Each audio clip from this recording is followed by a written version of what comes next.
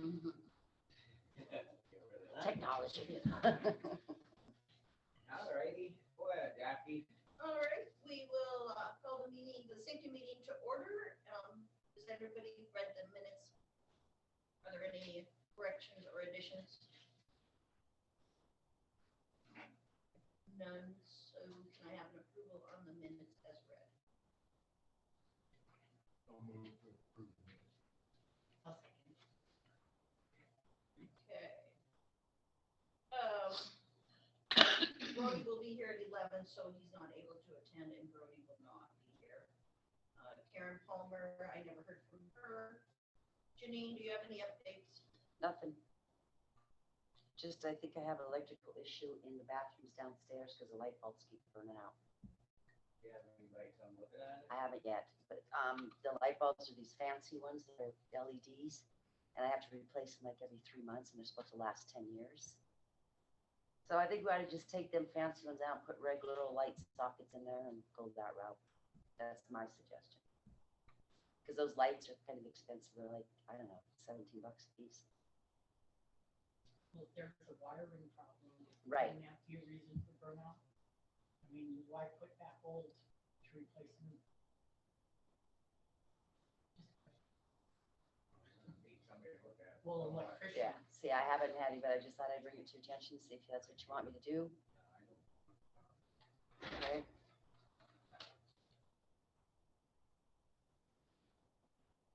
And in a situation like that, Janine, wouldn't she just be able to call an electrician?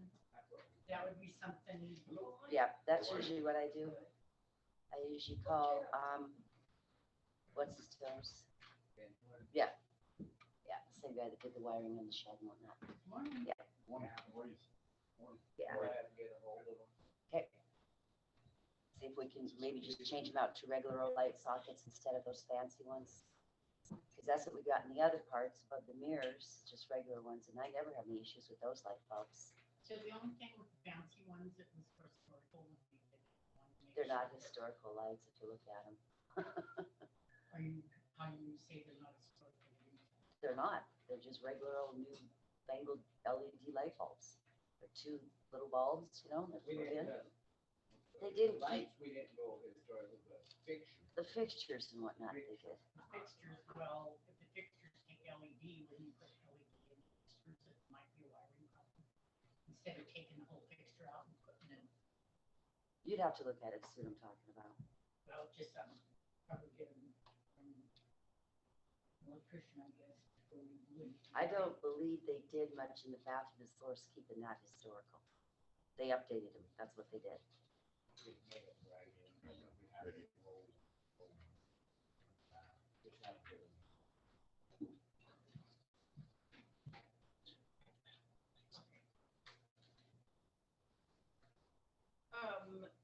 Are you done, Jim? Yes, Thank you. that's all I have. Val sent me a message that there's no updates at the jail. And Paul, No updates. did you get first aid kits for the? Yep. Okay. Mini update. We got first aid kits. And we had an audit with the Department of Labor on the Phillipsburg shop. All that stuff has been sent back in. Corrections were sent in Thursday. And just waiting for Matthew Berg to hear back from him. They're all done. Yep, It's all done. it's all done. That's a big deal, because that saves us money. Did they find anything in this? Two things. Extension corders running out through the door. And on the floor jacks that didn't have a sticker on it that said how much they left. And that was it. It's amazing how much they, Well, they gotta find something. right. And if that's what they find, we're happy with it. Well, that's just it. I'm glad that, Keep them. Yeah, no happy. kidding. I think that Just for job inspections security, will be gotta find helpful. something. to make Oh, them feel absolutely. their job, Yeah. you know. Well, Definitely and was you know, good. having these safety meetings every quarter, I know people don't like, kind of, but having safety meetings, having Brody send out the newsletters every month, it's huge when we get audited, so. Doesn't, what used to take a long time is not taking much time when I have to fill out paperwork, so.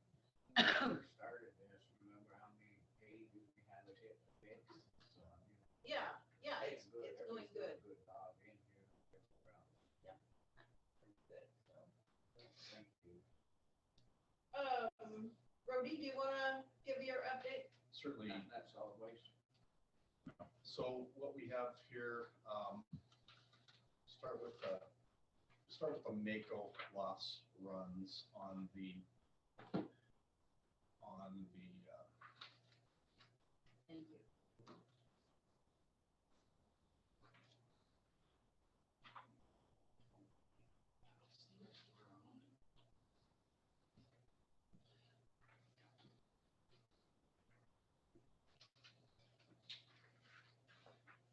did I take one? Or did I- Here, do you want this back? Let me read off of here. So, Absolutely. so this one is this is the Mako workers' comp loss run. So you'll note that,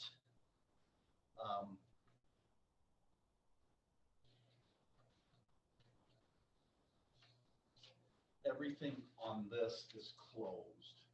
So any workers' comp claims, and the reason I brought it is because from an underwriting perspective, they look back 3 years to create your experience mod. So not a lot to discuss on that one. I'll let you. Okay.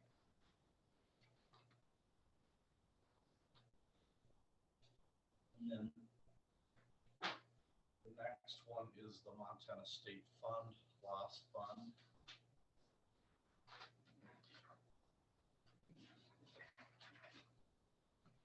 How come when they put it as county department road survey, why they mix the surveyor with the road? Isn't that a different setup and what's his name, Little Crystal setup? On which one? There's a couple of them said road surveyor. Oh, I think it's just tied back to the department. I think it's, Sophie's missing. What's that? No, I just asking him what. This is the report. Here, That one Scott. I can't pass on. I just curious. Road surveyor is probably under the same, code, I'm sure it's under the same class code. so that's why it's. So a that's road why, surveyor. yeah.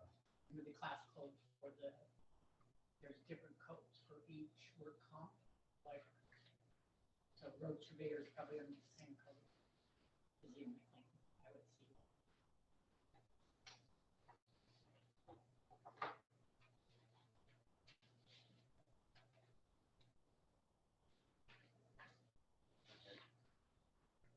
So Scott, and we'll talk about this a little bit later, but the class codes that are currently on the policy are 7382, which is emergency ambulance drivers, 7720, which is law enforcement, 8743, which is clerical, or excuse me, 8743, which is professional or administrative, 8810 is clerical, 9410 is municipal, administrative, or non-professional, and 9420 is municipal, all other employees and drivers. So that's kind of why they. Yep. But on the workers' comp, Montana State Fund,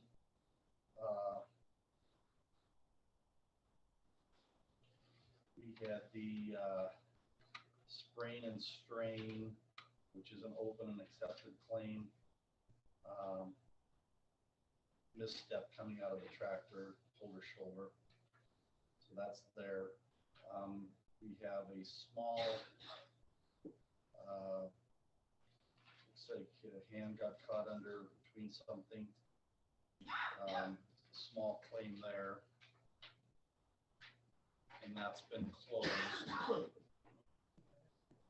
Yeah. And these are dating back a while. We had a back strain that has been closed with no indemnity. The ones that you really want to look at are if there's any indemnity tied to them. So you'll notice on the right-hand side, you've got indemnity, medical, loss adjustment, expense, and total. So those that have zeros in the indemnity are good in the sense that they're not wage loss claims from a workers' comp standpoint. So, all of that appears to be in pretty good order for the county. So we don't have any openings right now. Not seeing any, and I got this ran. What is the run date on this? This was ran on 6/16, just the other day.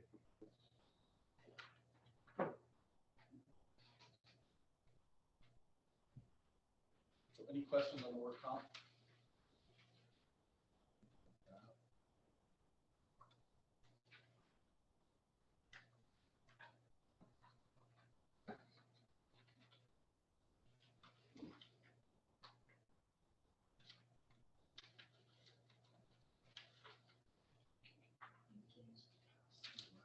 I didn't make copies for everybody. I apologize. I'll share and then I'll just make sure that you have them. So this is the Mako property, and Mako property and liability. Looks like we have,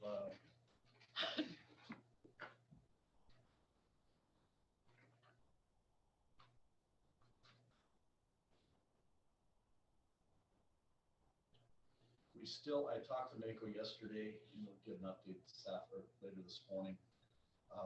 There are still a couple of holdouts on that the demolition derby claim that Powell County and Granite County weren't involved with.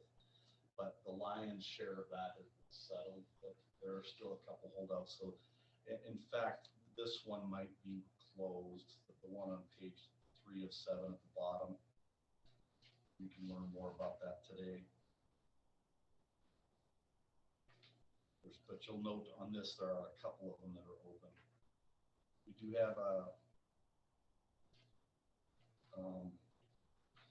toward the back, pages 5, 6, and 7, we've got one open claim where plaintiffs are alleging the county attorney deprived them of their civil rights. The total cost paid on that thus far has been $5,400. It's reserved at 35, but I don't think that it's going to go that high. And then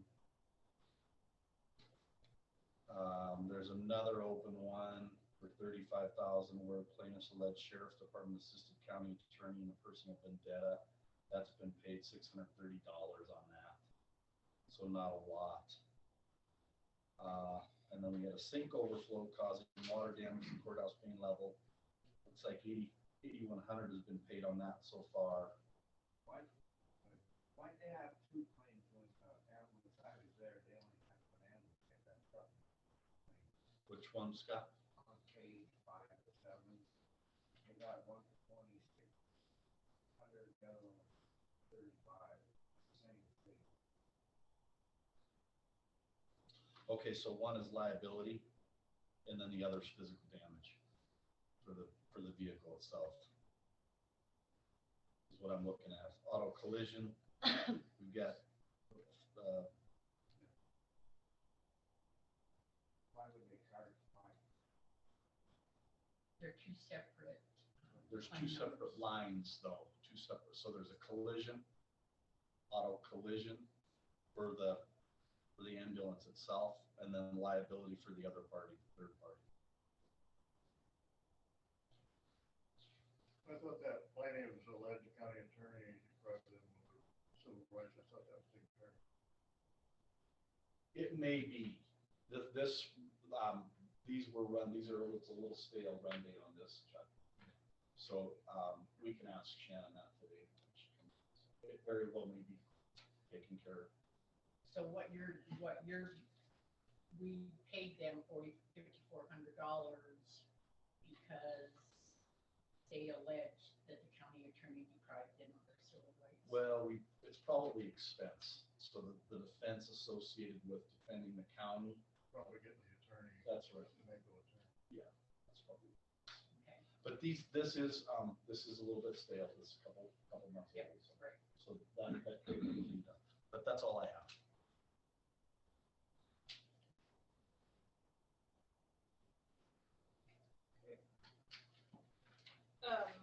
My report, the iPOS renewal has been submitted and we're just waiting for that final certificate from iPOS. I did, talk to Chris Perka yesterday with, Western District FEMA.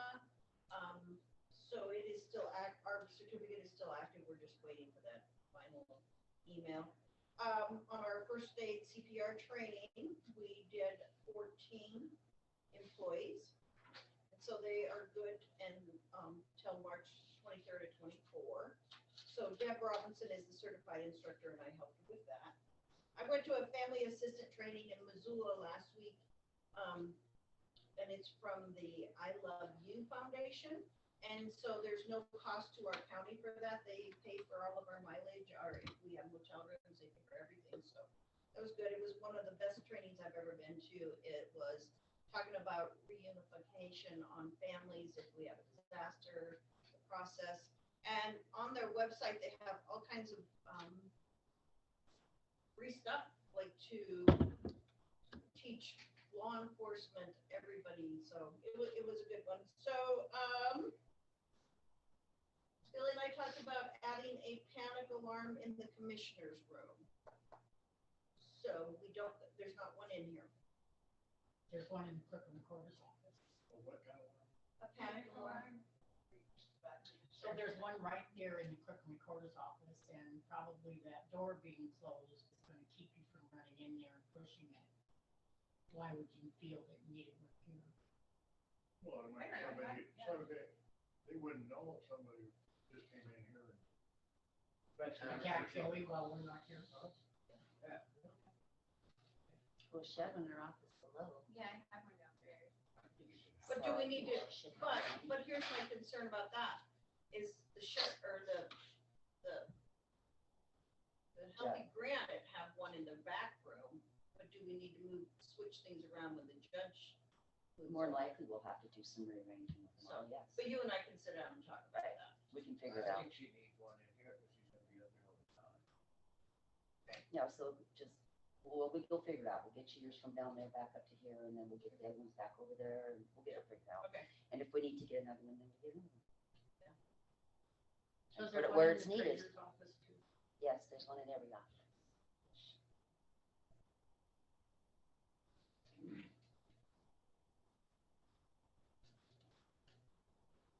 On another note on that, I think she should have one in spray can. Remember we talked about that before? There's some fancy kind of spray. It's called Reflex, I think it is. Yeah. I talked to them, but they're very expensive. So, What's that? I mean, they were like hundreds and hundreds of dollars for like 4 cans. And so I just never, It's one of them $60 cans of bear spray. or Bear something. spray, there we go. Or what's the Well, it's other gotta one? be Pepper something spray, I that's guess. Well, bear spray, well, you don't want bear spray sitting there ready to go. You know, I'll check on that, Chuck. I had to get Jody a can of that for the dump, and lions kept coming down there. She wanted something for walking around, I don't blame her. big one out. Huh. Yeah, Well, there's free food. true. Such chicken bears. Take care.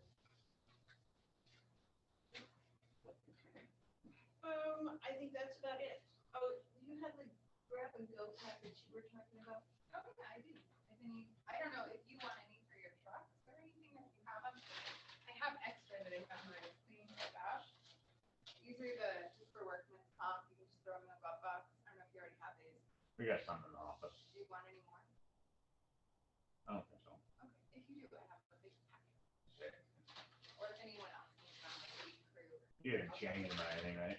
Huh? They're all the same. Yeah. If it works. I can give you one if you want to compare. They're the same, I believe you. I don't think you have any in the Drummond office. Do you want some? I'll take some. Yes, give her some.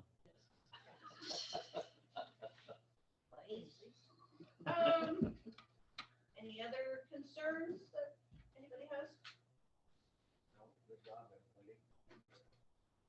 Just wish everybody had come to this. Once again, we say that, but hope comes down the line, that saves us. Absolutely. So our our next meeting is scheduled for the 13th of September. I don't know if I will be back by then, just depends, but we might have to move it. Get close to it. Yeah. Figure it out. You know, it's- Yeah. Move it. Change it around. Good job, everybody. Okay. You know, on that note, I guess.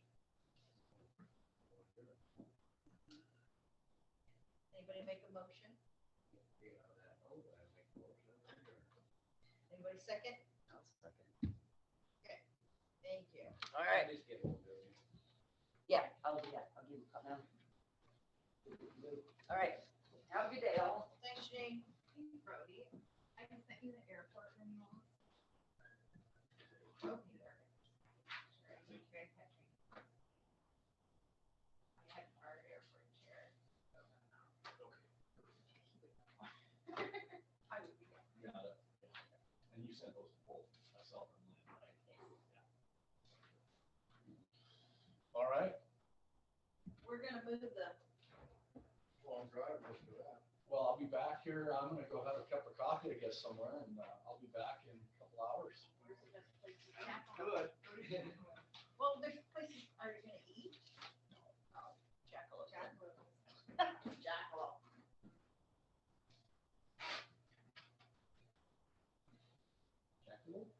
Yeah, it's down at the fly shop.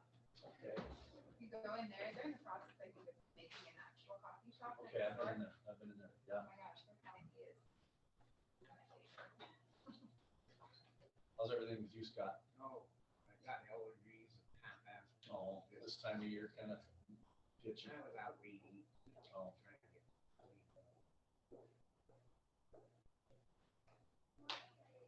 I definitely think get a pen. Yeah, mostly just I can't see anybody. This is kind of where you, this is where you,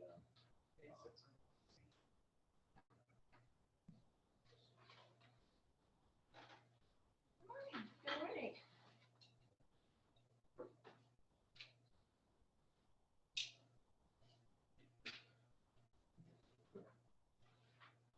we'll see you in a little bit then. See you. Thank you.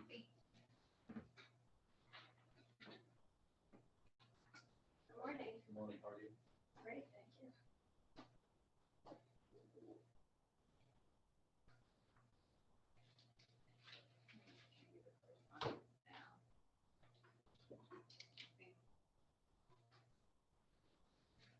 Apparently we didn't get anything in the mail for like a week.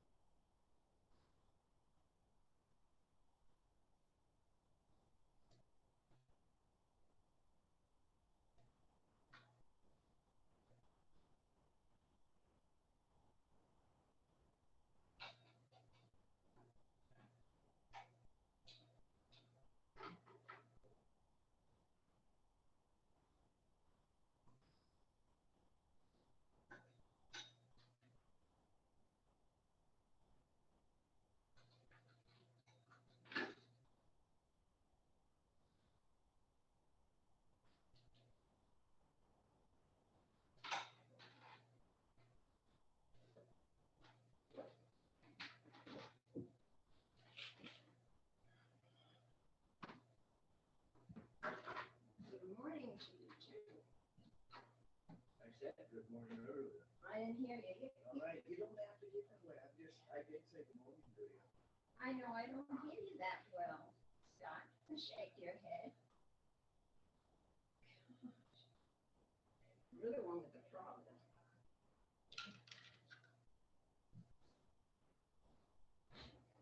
That,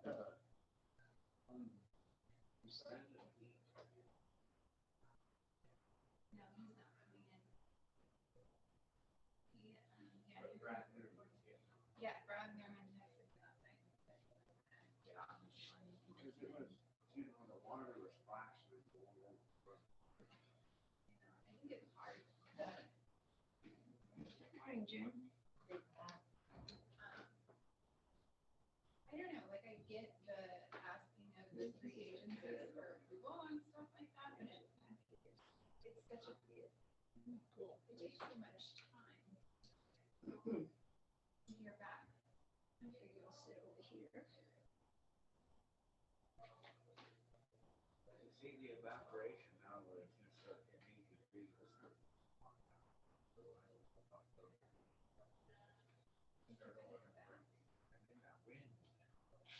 Oh, that's true. But I went up the other night, it was. Just water was dirty. And that changes the reporting of the.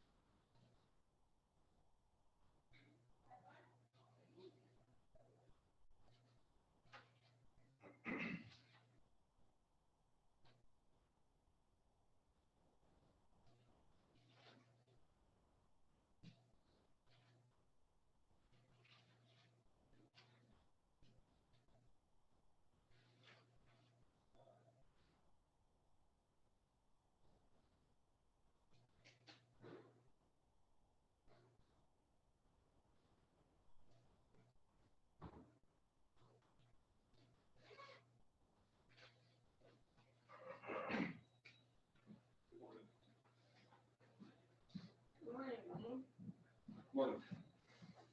How's it going? I got half-assed. Allergies had. Oh,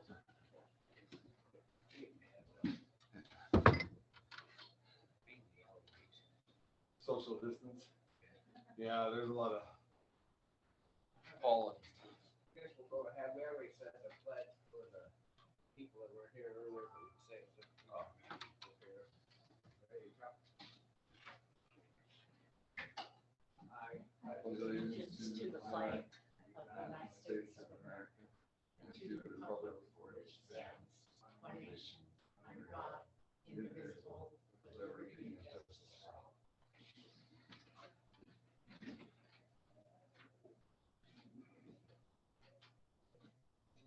Right, you were into the correspondence, the first one from Spurt. Acknowledgement of the March 22nd, 2022 letter containing owner to dam safety program.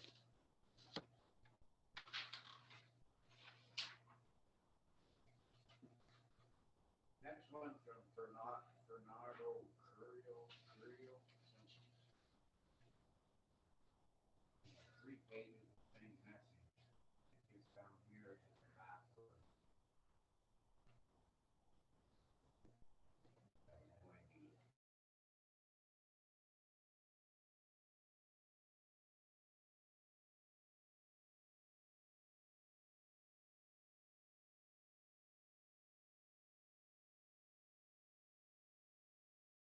I tried reading that email too and didn't understand it. This one, Yeah. what is it about? I have no idea. I tried reading it, I got it on my other email, and I.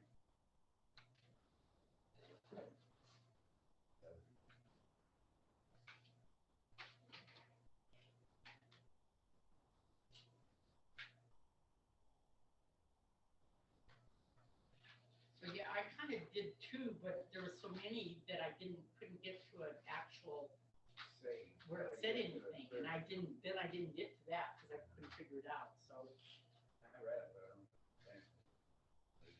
About, scam. All right, well, we'll jump right into the public comment, minutes early. Any public comment?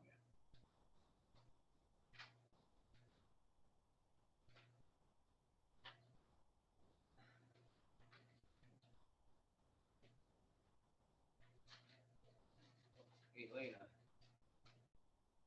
Just one. Could you just speak a little louder? Because you don't have any of the microphones over there. And we really can't hear you. Put your hand over your, So that's for the internet, that one there.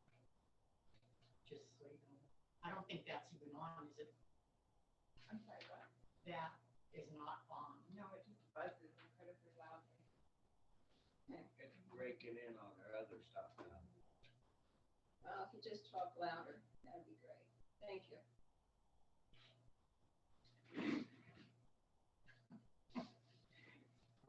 Stay 6 feet away from them. So this email was from Fernando Curial, And was against smart cities, whatever that is. And then that smart city project. I'll have to Google it.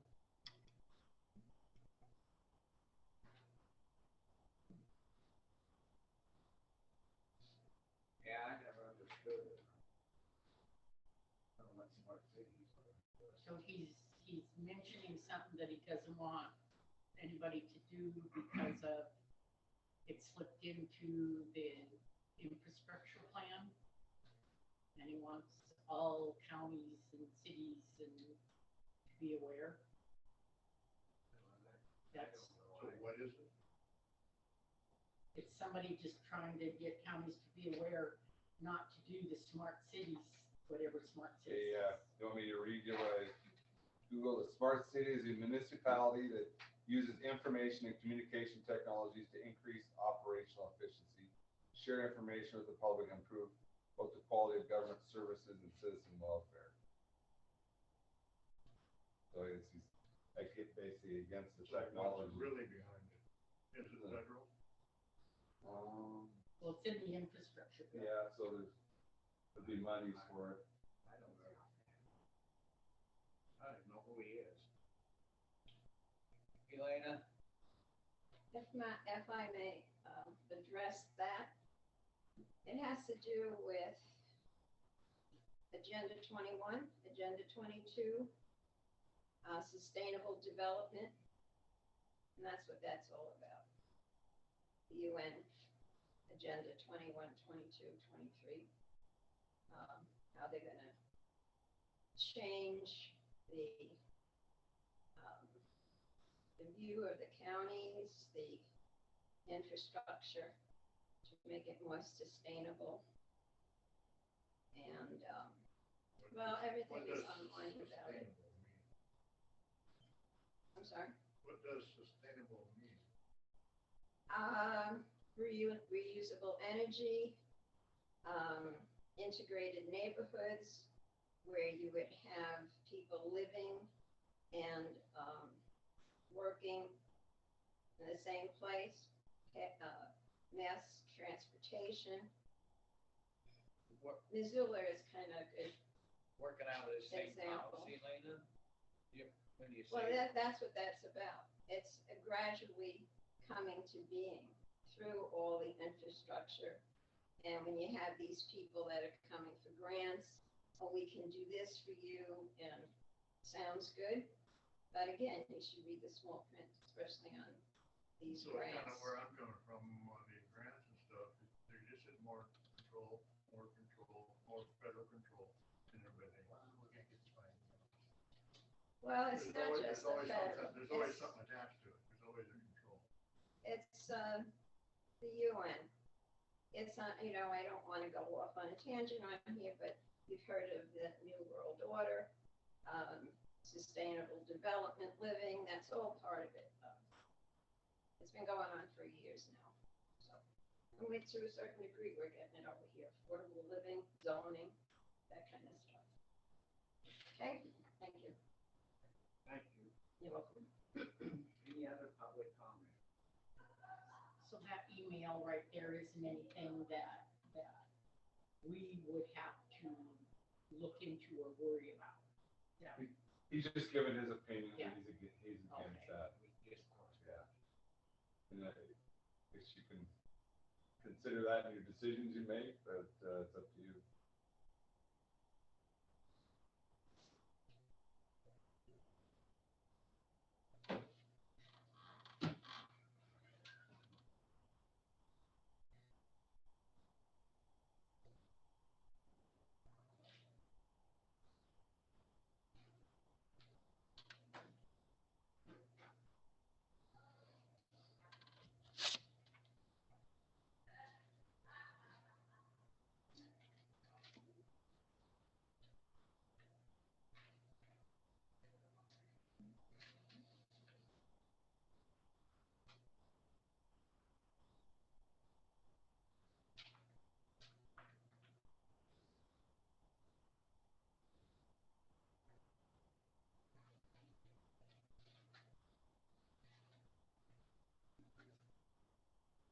Any other public comment?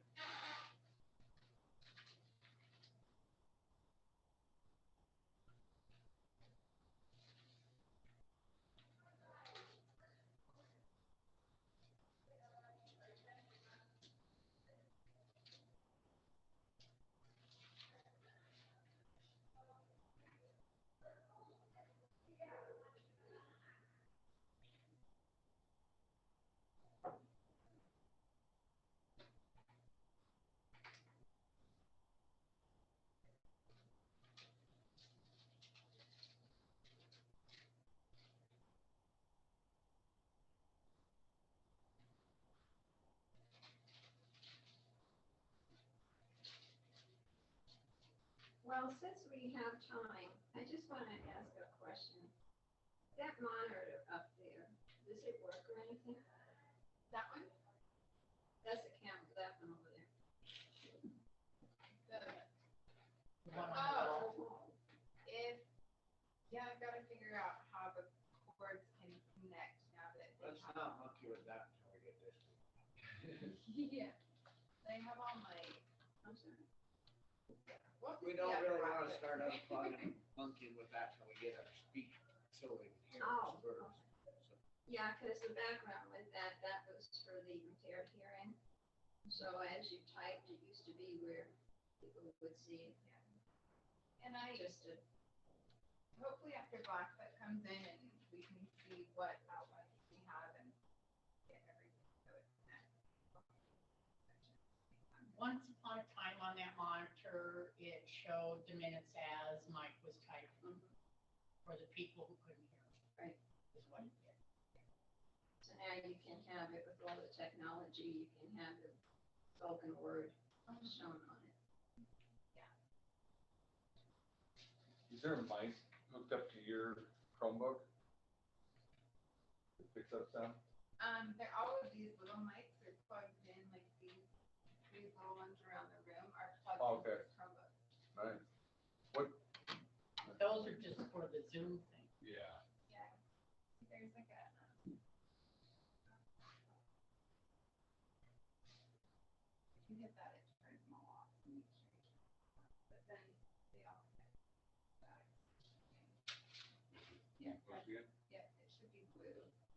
So then there's one over there on that table, but that is for the Zoom. It doesn't have public facing now. Yeah.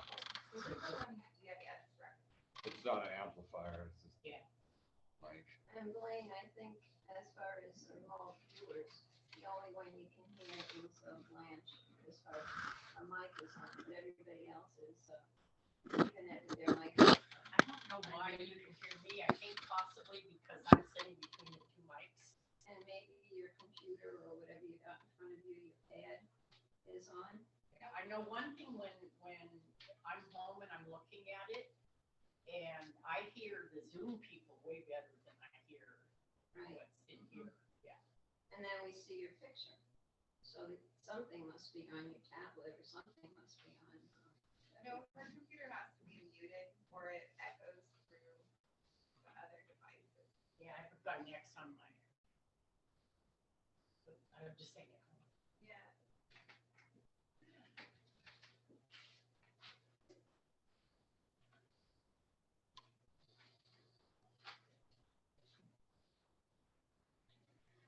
No, I'm just saying that we can hear you loud and clear with no problem on remote.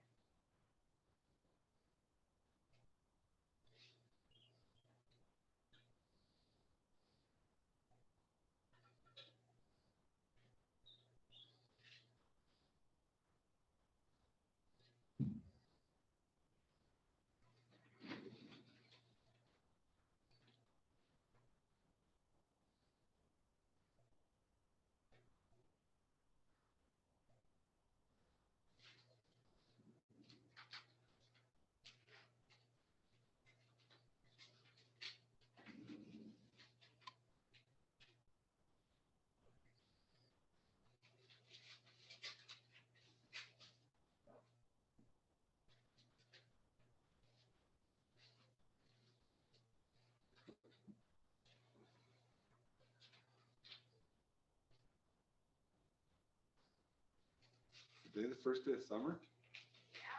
Wow. This is the worst day. Yeah, The summer solstice yeah, today or was it yesterday?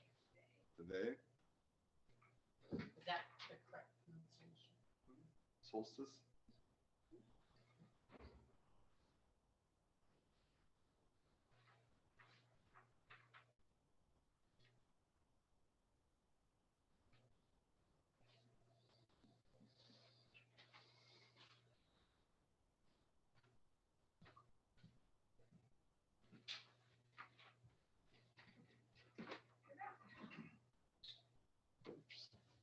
Oh, you're fine, Blaine.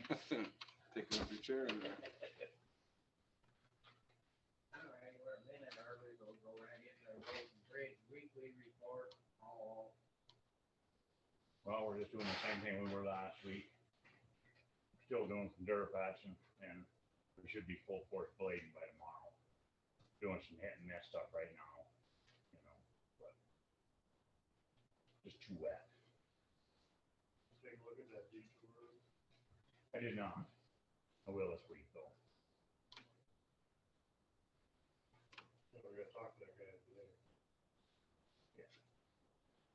At least that way we'll know for sure what we're gonna do.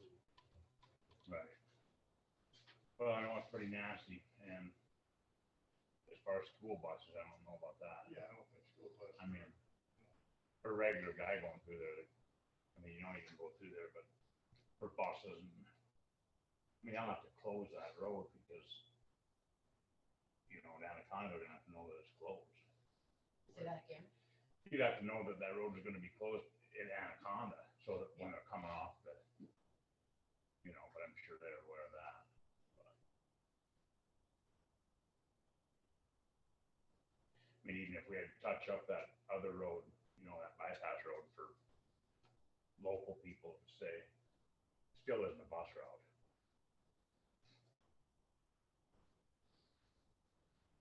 There's another road that comes off up at Lake, Right? that's pretty steep too, I can't remember. It is. Yeah. It's worse. Yeah, Hey, Paul, they got you down here as on, Powell County landfill. I just wanna make one note, the other night when I said we're not doing it.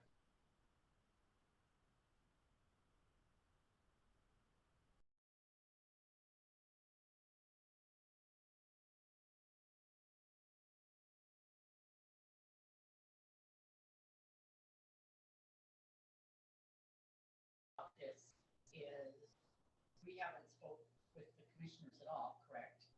Who have you spoke with, With Justin, spoken with, he's and who's the he? head guy over there that takes care of it, and then I actually talked to him last week, and he's gonna visit with the commission over there, and, what we're talking about is you'd certainly want a 10, 15-year deal with them to haul the stuff.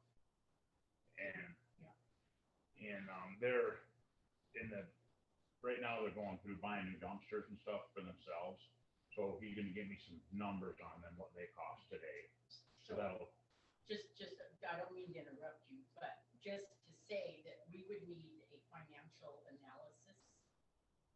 analyst to do this, or an actuary, to see just exactly how this would work and if it would work. I mean, it wouldn't be anything we'd have to look at and then talk with the commissioners, and if the commissioners are even willing to share their dump site with us. That's the whole thing. yeah, we just gotta get some rough numbers together and then give it to, what, who you want to, but we still might as well do. Well, what I'm saying is, you don't get the rough numbers from them. You get the rough numbers from a financial analyst to say, okay, this is what you're paying now, this is what you're doing here, this is what it's gonna cost you. They crunch everything together, and they're Well, I think professional. he can get his rough numbers first, and then we can. Well, see. I'm just saying we have to do that. Yeah, I know, then we can do that, what you're talking about. That's the way I see Why wouldn't you just do that and see? it. Because we don't. Because he's not a we didn't wanna professional to get get it. rough numbers from. I'm sorry, I don't No, mean but, to. here's what I'm saying though. Just say, if they say, okay, yeah, you can dump here for $30 a ton, and we're paying 40, I can do that kind of math. Absolutely you can, but That's what I'm also, saying, just there- get a number. we have dumpsters that would be taken away. So there you go. We have where would people dump? We have this kind of expense would have to be looked into way before. They're gonna charge us $30, but there's a whole lot more charges involved besides the $30. I We realize all that. realize that. But Well, I'm we're- just, okay, never mind. I'm just saying, if you're gonna do this, you need to get a professional in to do it. Right, once we get, you think we might wanna do this, if we don't wanna do this, then we wouldn't get to your people that do what you're saying. See what I'm saying? We're in the Yeah, I case- see what you're saying. I absolutely see what you're saying. So what's, Okay, so the figures would be, they're gonna charge us $30. No, I. No, I know, I'm using the Right. same. I'm I just don't using want this, that going out. this is an example, we pay 40, an example, we don't really pay 40, they're gonna give us $30. Mhm. Give us the deal. So, ooh, that sounds good, and the commissioners are all for it, ooh, that sounds good. And then when you go and you do get an analyst, they find out it's gonna cost you like $75 with all the other stuff included. That isn't feasible. That's just what I'm saying. so we wouldn't do it? Likely the contract would be a step one too, right? I mean, if it's a 10-year contract, they'd be including in it what the, Right. inflationary costs into the, Yeah. but you're right, there's other costs there. I mean, Yeah. what I'm saying, you're looking at a contract, you have to know exactly what you have to pay before you get to Yeah, that contract, is what I'm saying. yeah. And we just can't do it by the three of us deciding, okay, let's buy a 100,000 dump truck and it'll take care of all of that. And I'm digressing and getting on, which doesn't have to be minutes. I'm just saying this. We have to have a professional decide what it's gonna cost us and then go with the contract. And yes, we need to look at it.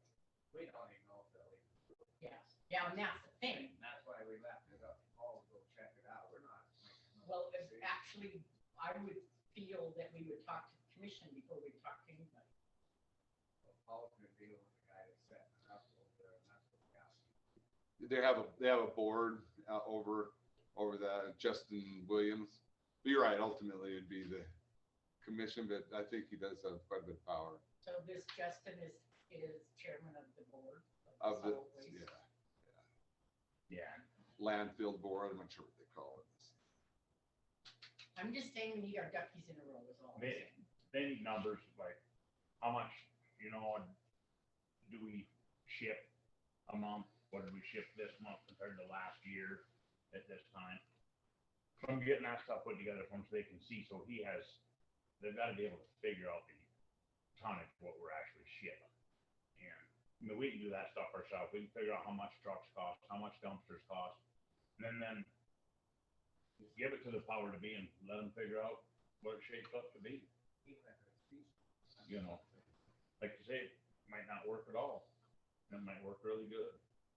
Well, and what I'm saying, what an actuary does is crunch the numbers Right. and give it to you, where we don't have to do that. They do it for us and say, this in a nutshell is what it's gonna cost you here, this is what you're paying out, is all I'm saying. That's all I'm saying. They call it the refuse disposal board is what he's the chair of. Okay. Any comment on that? Public comment?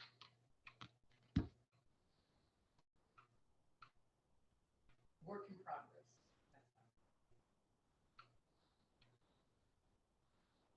Still have 3 minutes.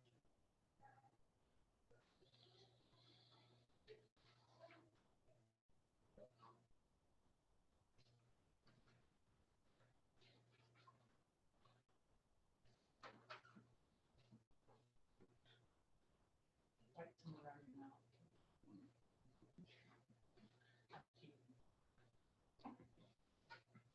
You've got You're the one yours. that said decision, so the decision is to keep going. Well, I think they let it talk. We're not making a motion.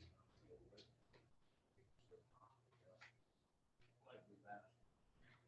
Yeah, everybody knows there's no end in God's creation that anything's happening this year. It takes months and months to get it put together. We've got till summer of 2024. Yeah. So, Alrighty, well, we'll move on to the county rental property and hall house discussion decision. I've had quite a few people call and ask about it. I told them it's still on hold, figure out what's going on, if we need to hold it for hiring somebody and it's not too, somebody's come to work for us, we can have a house.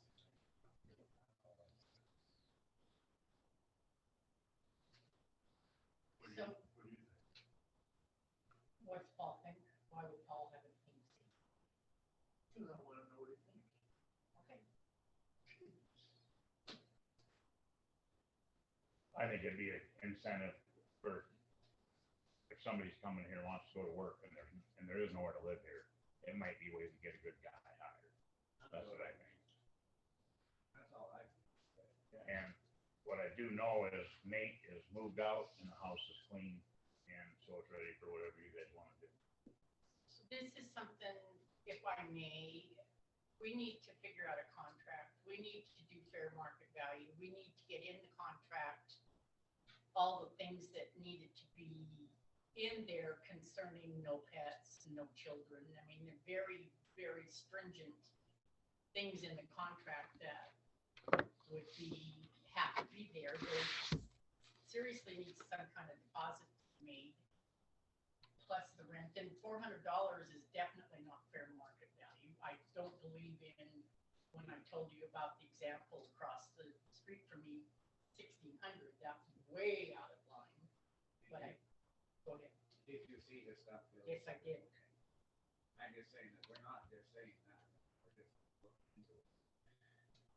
Well, we have to get contract written up, just what we're going to charge and what we're going to. Yeah, a lease agreement, but it'd be a binding contract, and you guys commission gives me the terms, and I'll draft it up and get. So get in one the in end, there. like you're saying, thinking, well, it's incentive to hire someone to have a place to live on the road crew, or maybe not the road crew, because it is a county building, maybe someone else would have a right to. It's not incentive just for the road crew. No. Because it's sitting on road property, is all I'm saying. I agree, I get that, like that incentive. Might help the money. Well, don't we have some sort of a contract now? There is, yeah, at least, there is a lease agreement. But it, and I think there is a provision, I'd have to double check it, where they could have some pets, but if you want no pets, then yeah, it could be no pets and, The reason we just Yeah. don't want any, we can't have any pets and no children is because it's right in the middle of a construction zone, that could be, you know? yeah, Yeah. easily added to it. And, whatever security deposit you want and rent. I just certainly wouldn't want a little kid to be running underneath a grader tire or something. It'd be horrible. And the lease agreement was just with Nate, right? And you threw in, hey, $400 a month, and you help work on the house, correct? Was that in the lease or no? At that time, but we're gonna redo that, so. We know, $800 a month, I think I read something that 800 might be a fair price. Absolutely, that's why we need a contract with fair price. And the hall fair market value from what Billy brought in was $800 a month, which I think that's fair market, that's fine. That's cheap countywide, so it Plus, would be fair market for all. plus utilities on top, 800 plus utilities. Well, Is yeah, there- they have, yeah. are we paying utilities now too? No, we don't. I'm just making, That's just. yeah, just making notes. Yeah, just confirming. What kind of damage it caused? And remember that we use the power for the well and stuff out of that house for our county shop. It's not working. That's another issue of power. Right, So, total. You So, could average what you use and then subtract that from the rent payment. what about heat? Is heat electricity or gas? Gas, I believe. So we paid that too. I don't know. He was paying all of it. He paid all the electricity, right? Yeah. There it is. Garbage disposal, electric, okay, telephone, internet, natural gas. So you're saying he paid electric? That's what it says in here. More than- So that's probably another reason why it's looked at as part of the rent, probably. Yeah. Because but I would look and see what that averages potentially, if you can, a month, and that could be subtracted out. All the utilities are in the renter's name, Right. he or she. But he has moved out and gone. And you walked through it, yeah, so I look at it, it's good. So what I need more from is you make a motion. I think we need a motion to, go ahead with the agreement. Yeah. But we gotta agree on the price. Well, would Blaine write up a contract? Yeah. Yeah, if in your motion, you have the specific terms you want, and I'll draft So it we up. get a damage deposit and, And no pets and no children. No pets, no children. That's big. Yeah, that's big. That's, Safety. Yeah. but you can't use it as incentive just for a road crew. Notice- That would be unfair to the other employees. Okay. Just saying. It is a county building. so what kind of damage deposit? You guys did 250 in the last, and they, you guys did a $250 damage deposit, and that's about 400. If that gives you guys any.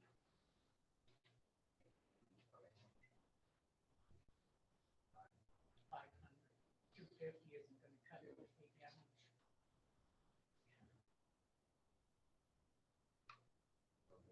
So I'll make a motion that we have Blaine write up a contract at $800 a month. and $500 damage deposit. That's How about the issue with the county using some of that power? So that's the issue. Do they, it's saying in there that he paid, is that the lease that says he'll pay electricity, but we actually ended up paying the electricity? No, he paid his power and stuff. I'm just saying we used it. Oh, you used it? We used it. We used the power for the well. So can you do another meter as long as you're using this as a rental? Well, the meters on the house, you have to rewire the pump and then Well, I mean, that's what I'm saying. We're renting this. Yeah, We can't make an agreement with them to use their electricity. No. I mean, we could, You see what I mean? What would the average be? I mean, $25 a month? probably, something like that. Good, because, you know, we just use it when we're washing, steam cleaning, stuff like that. And to rewire it, say you rewire it and you put it on a separate meter, Mhm. well, he's still gotta be able to pull from it to run the house. So, you know what I mean? I mean, there's one well, and I mean, that's just what it is. I try. Don't even go there. We still can go those. How about say rent is 800, but that, you only pay $775 because 25 would be scratch what the county owes And then each month in the specify well. that, Yeah. that there's a $25 deduction for the pumping. Yeah. Something like that. It'd still be $800 rent. Yeah. So, yeah. All right. That's my motion. I second it, whatever you said. All in Did you get favor? what he said, Billy? Any public comment? All in favor? Alrighty, so we're gonna move on, we're at, Nate. Nate, Paul, deal. He is on Zoom, so I will send him a request to unmute. Alright, what's that? He's on Zoom, so I just sent him a request to unmute. Oh, Good right. morning. Yes, so we've Could you actually state your name and stuff, please? Yes, my name is Jacqueline Smith. I'm with the Montana Department of Transportation. We will have two people calling in, Nate, and he's the project manager for this project that we're talking about, and then also Brett Bambi, and he is our geotech expert. So I know Nate had emailed some plans, but he wasn't sure if you'd have time to print them off, so he did also print off hard copies for you as well, if you don't mind. Thank you. Yes. Thank you. And then, are you able to view screen, because our geotech guy offered to also pull up images and additional information to share it. Is that Brett down? Yes. Okay, I'm gonna make him a co-host, so he should be able to share. Okay, and you might need to make Nate a co-host as well. Okay. So just, that way we can pull up anything we need to for the conversation. Did you want this as well? Sure, no, you're not. Do you want me to? Jacqueline, excuse me, can we have a copy? Oh, yeah.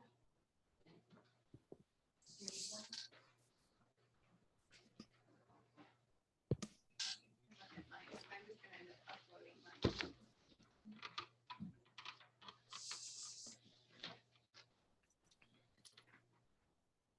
And both Nate and Brett are made co-hosts.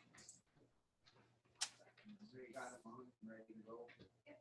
Alright, go ahead, Nate. Hello?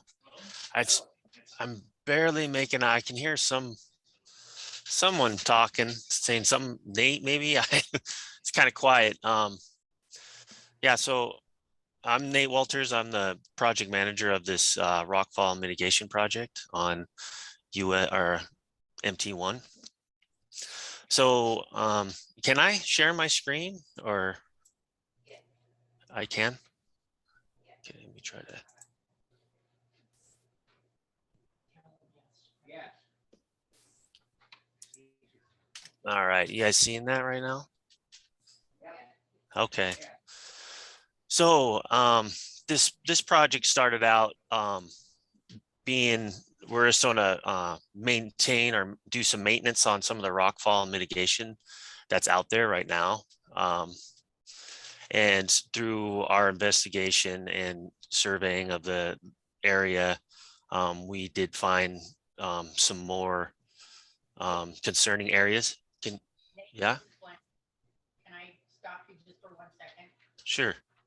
Okay, can you put it on that screen up there? I don't know that that's connected, so there's enough outlets, but So it was connected before, it's not now. I don't know that it is now that everything's been. Well, you had it on there that we've used it before. When I was over there, yeah, Yeah, but I don't know if all of these reach the new outlet. well, I guess if you can't, you can't. It's just something that probably should be set up. Yeah, Okay. Lombardi redoes our stuff. Sorry, Nate, go ahead. I was just trying to get a screen for the public in the building. Okay. Yeah, so I'm sure you guys are aware of some of the rockfall mitigation we have out on MT1 already. It's been there for some time and it needs some maintenance. So that was the whole point of this project to begin with, to repair some of those. And we'll have Brett, he can go through some of the repairs and the main items, but we didn't start seeing some of the issues that Brett will go through until late March is when we end up changing the scope to include possible road closures.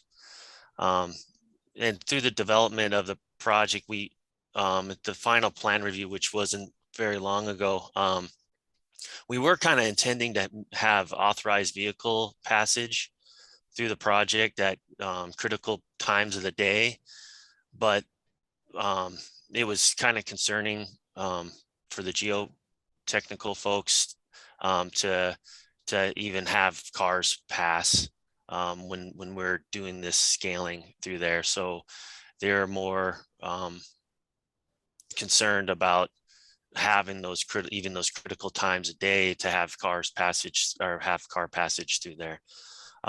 So again, the project starts right in here. If you could see my cursor, we'll start cleaning. We're going to be cleaning out the ditch and all the material that's fallen so far, up through all the mitigation that we've have already, and then it's going to be ending into this curve in here. So that's pretty much the project limits. The major concerning areas are in here, which I think Brett has probably some better photos, and maybe I can kick it off to you, Brett, if you want to share your screen. Sure thing. Yeah, so thanks, Nate, and thanks everybody. This is a troublesome spot. This stretch of road through this cut rates as our highest, most risky rock cut actually in the state, depending on how it's rated. There's different ways, some take more focus on traffic, and so that would change it a little bit. But let me share my screen. I'm going to go kind of out of order a little bit, but I'm first going to discuss why we feel that we need to close the road for a period of time. I'm going to share my screen. Entered. Okay, I just clicked on screen one. Can you guys see that? Yeah. Yes, sir. Okay, thank you. So we have this really, it's leaning and detached, this very large mass of rock. You can see this open fissure back here, and it's slowly peeling away. And this is going to close the road at some point sooner or later on its own time frame, unless we do something about it. And normally our scaling we handle by going, we'll scale for 20 minutes or so, half hour maybe, and then we sit tight and let traffic flow and then continue scaling. But this one concerns me very much that there's going to be jacks and splitters and air pillows, and they're going to get this just teetering, right? And then they won't be able to get it. And then there's people that think they're going to get through it in half an hour. So you either need to release them and let them just risk it and go for it, or you tell them, sorry, it's going to be another 3 hours while we get this going. So that is why we came to that. And I know nobody's favorite, but I feel very strongly that I don't want to mess with this while we're carrying traffic, even breaks, So that's kind of that area, and that's my reasoning for wanting to close the road for a period of time. And this is another area. This is not as concerning. It's still a problem, but I wouldn't, if this was it, I probably wouldn't close the road for this, but I thought, well, if we had the road closed, we might as well take care of our issues that we have to take care of. So we get another crew on this at the same time as we are working on the other. I'm kind of working a little out of order here. Let me see. let me do this from the top. So these are the systems that are on the slope now that you see already. This is 1, this is 2, and 3. And these outlines sort of show the basins where the rockfall comes through and hits these nets. 4 and area 5, we used to have a system here, but it got wiped out by material from this spot, came rushing down and destroyed it. We're putting a more robust system in, and it's more of an attenuator rather than a rock catcher. So it won't be broken as easily, but also when large masses come down, this won't stop it. It's still going to go out into the road. This is for catching, if it dribbles a little rock at a time, that's what this is for. And that's usually what happens, just not always. And so I won't take too much time going through this, but these systems are just a little old and they're sort of older design, and we're just kind of retrofitting them and making them a bit more effective, a little better. You can see this one, the foundation is about gone. We need to reset it. Anyway, just things like that. And this kind of fix, we'll be able to run traffic. It's off and on. I mean, we'll have to hold traffic for periods, but it's not nearly as dangerous. Some more repair. And then this shows the attenuator. Up here is the area that I'm very concerned about. Come rushing down here and then close the road. So I guess that's everything to keep it kind of quick. I'll save some time for questions. Oh, sorry, and this is area 6. Everybody knows this spot. We have these rock bolts holding. Unfortunately, this is a very planar failure, and the toe of this has been cut out. So really, you could have a large slide, and that's what these bolts are for, and they're doing their job. But if we don't do something to stop these things from happening, eventually these things are going to get hit, and these ones are going to get kind of exposed. So anyway, I'm going to be quiet for now and see if anybody has any questions, or send it back.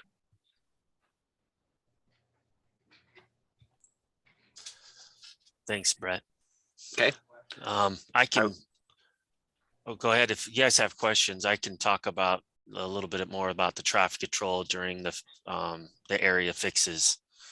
When we are fixing those areas 1, 3, 4, 5, and building 5, and doing 6, we will have single lane closures. We'll have temporary rockfall protection out there, concrete barrier rail, giving the traffic some protection as well. And as that ditch fills up with material, as they're scaling and stuff, they need to be removing it as it builds up.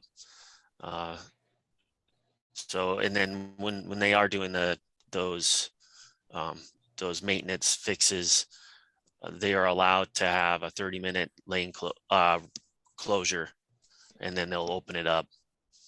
I mean, Brett, do you anticipate like that's going to be a continuing? It seems to me like it was like they may have to shut it down for about, no more than 30 minutes. That's a great time to be able to clear some rocks and then get traffic through there again. And then maybe close it down for another 30 on pretty much through the length of the project. And then obviously then we have the major road closure to remove the 5A location and 5B. That is all sounds right. All right. So Nate, can you hear me? Yeah, kind of. Yeah, I can. I think that's Jacqueline, right? Yes. So I was just gonna fill in also what you can expect during construction. So we understand construction, no matter what, is impactful for the area residents and also the people traveling through. So what we do plan on having is variable message signs posted in various locations to notify the public of what's going on. But in addition, with the road closures happening, we will be bringing on a public involvement firm so they can be providing regular updates so people can know what to expect. in advance of what's gonna happen. Right now, we have this project in the August letting. That's when we'll open bids from the contractors, so it'll be advertised for contractors here shortly. And we expect the notice to proceed for this project to happen in September this year. And so you'll be seeing this work happening this fall, September, October timeframe. So total closure would be like a week. What we have in the contract right now is no more than 5 days, and it's Monday through Friday, not on the weekends. And we do have penalties in there if they exceed the allowed closure time. And the total project take how long? Nate, how long will the total project take? Can you hear me, Nate? You're muted, Nate. There we go. Go ahead, Nate. There it is. Sorry. I was just looking for my contract time calc. I believe it's 30 days. Sorry. Should have this on hand here.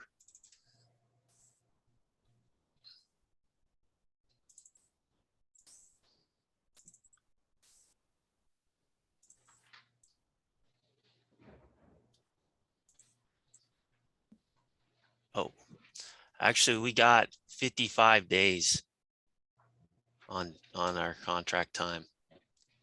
55. 55.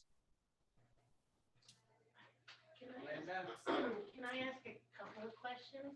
And I'm kind of asking almost more as a person who drives it every day to get to work, because I live in Anaconda, obviously. So I have to drive it to get to work. Oh, yeah, Linda Bach. I'm the planner for the county, but I do live in Anaconda, and so I drive it every day to get back and forth to work. I guess so the project's starting in October, right? And then 55 days out. I don't, the last time you guys had a project, I guess I'm just wondering, why are you doing it in October? The last time you had a project that went into October, November, when it's snowing and you're trying to get people down that grade.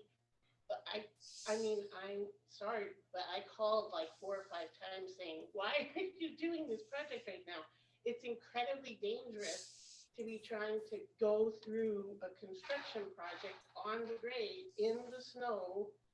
And I guess I'm just wondering why the time period that you picked. Why didn't you pick summer? I know that, you know, we have summer traffic and, you know, tourists and stuff, but for just safety purposes, why not the summer? Why the winter? Why that fall time period? Can you answer that? I can speak up. Oh, go ahead. And Brett, you can chime in as well. So yes, you do bring up some very valid concerns. We are actually just finishing the design, so the design's not ready. But as Brett was talking about, while the road is safe right now, we do want to get this project going as soon as possible. And so we don't really want to wait through the winter and the spring and then go and do it. We would like to go ahead and get it addressed as soon as the plans are ready. And the other thought, with the closure happening, we know it's going to be impactful.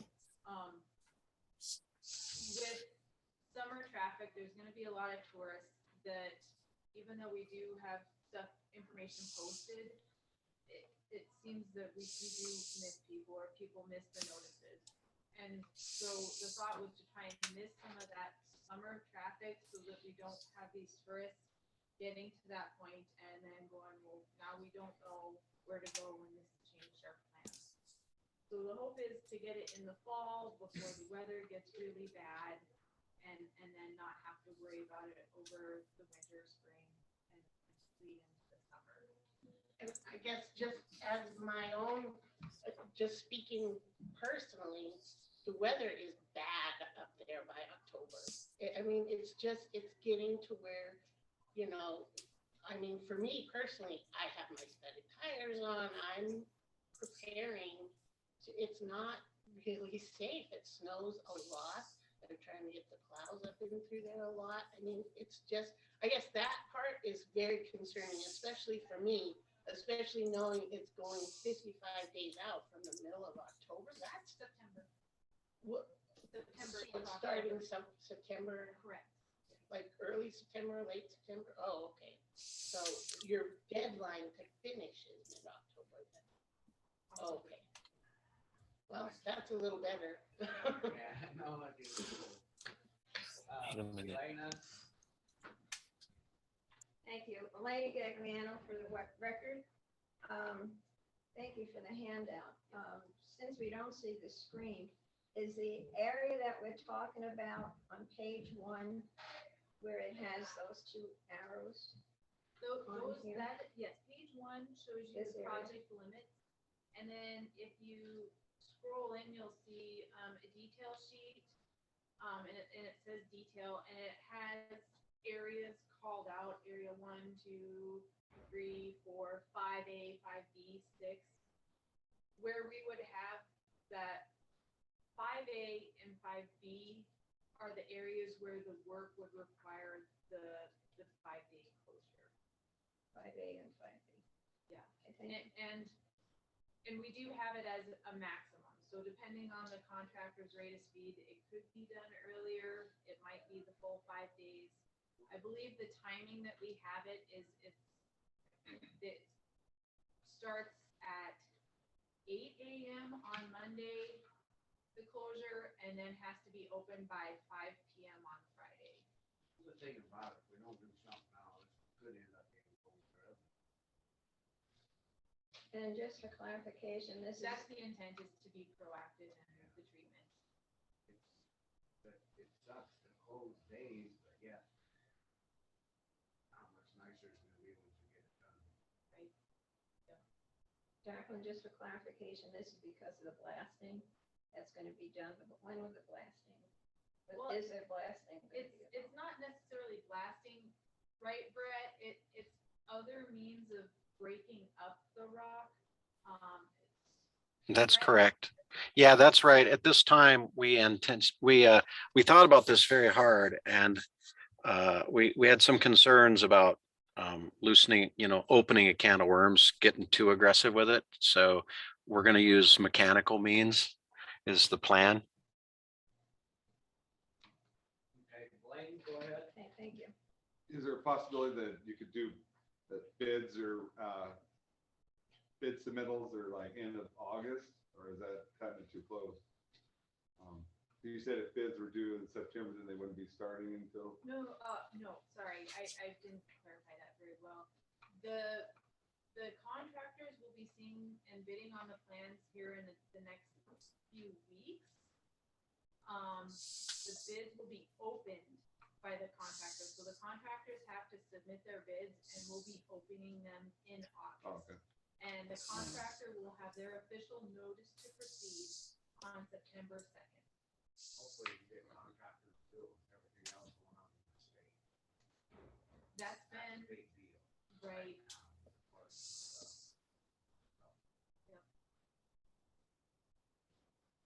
Any other public comment on this? You'll have signage on both sides of I-90, I would imagine, huh?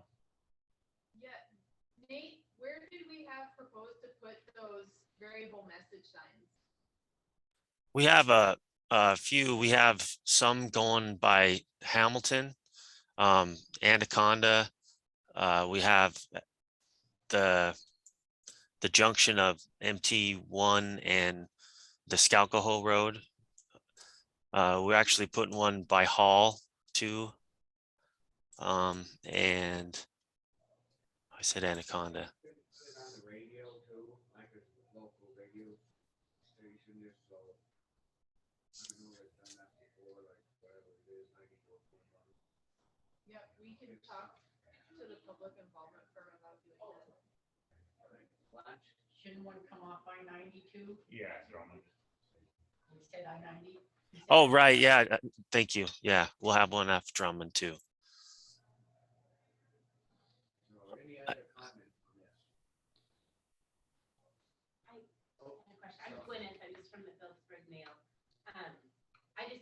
sheriff's report this last week, there was, I think, 3 different calls about rockfall on Flint Creek Path.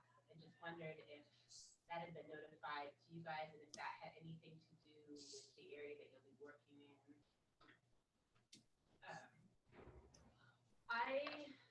It probably was with our maintenance crews. Okay. But I didn't know about it. They don't usually, when they call in, they get a hold of whoever's, if it is the same as their mouth, or they go out and do it, they don't really just call, you know. Right. Everybody kind of knows who's who now, so that's the way I think. I know I called down Fairmount, and it's public sky. I just had one more comment. So Nate, the reason that you want the 5-day closure is you don't want cars sitting, waiting in a single lane, possibly with slides coming down on top of them. Is that mainly why you want to close the road down? Well, Brett could probably answer this better, but basically when they go to remove that 5A in the 5B locations, that we don't quite know if it's going to fall right away, if it's on a teeter, if it's, so we want to make sure that we'll be able to have that road closed down.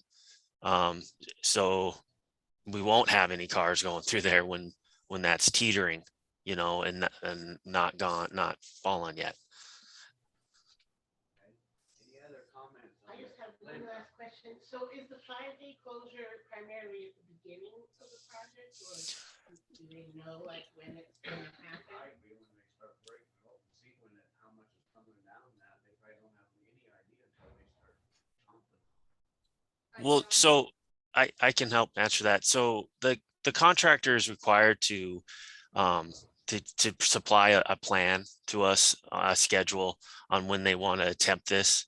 They're required to have additional scaling people on hand, their foreman on hand, and we're supposed to get this planned out. I think Jacqueline was talking about getting a public involvement firm coming. So they got to work with them as well to make sure everyone's aware when the road's going to be closed. We don't know, like we have a thought, but we don't ever really direct the contractor on how to do their work exactly. But we are working, like I'm talking to the school now, and I know that they're having no school in October, the 20th and the 21st. And this would basically bring that lane closure into the weekend. So, we're trying to figure out with the public involvement and just this communication we're having with you guys right now, we're trying to maybe possibly get better ideas on when the best time is to close it on, during the year or what, but I hope that answered your question. Righty. Well, we're probably gonna have to move on. We have about a minute before. I was just gonna ask about the possible detour they're looking at, or is that's still too early? It's still kind of early. I'm still kind of researching that. There's I think it's called Kellyanne Road. Yeah, Kellyanne Road. I heard that might be part private road.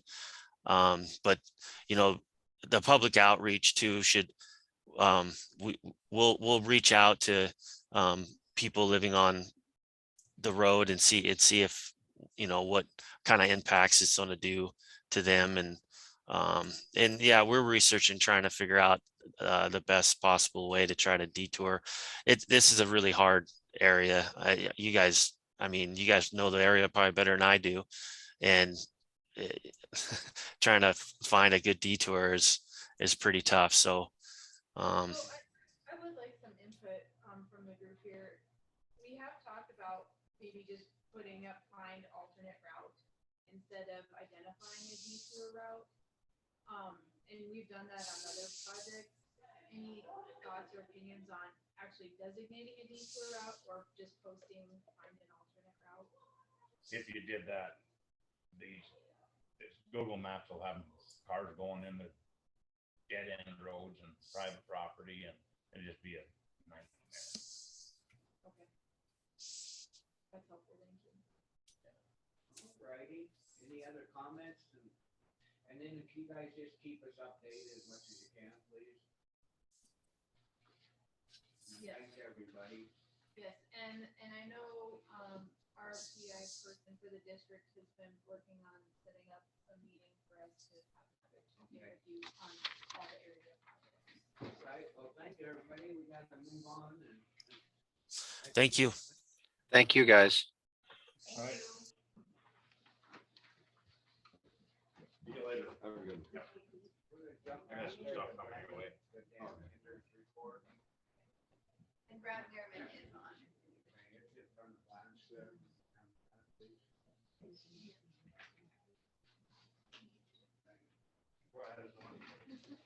Yes, Brad Merriman. Yes. All right, it's 6429.41, 1.08. Low. I think we're gonna go to them. So, just see what's gonna do. Yeah. Go what? Go up a little more, there'd be opening the gate valve on the dam there.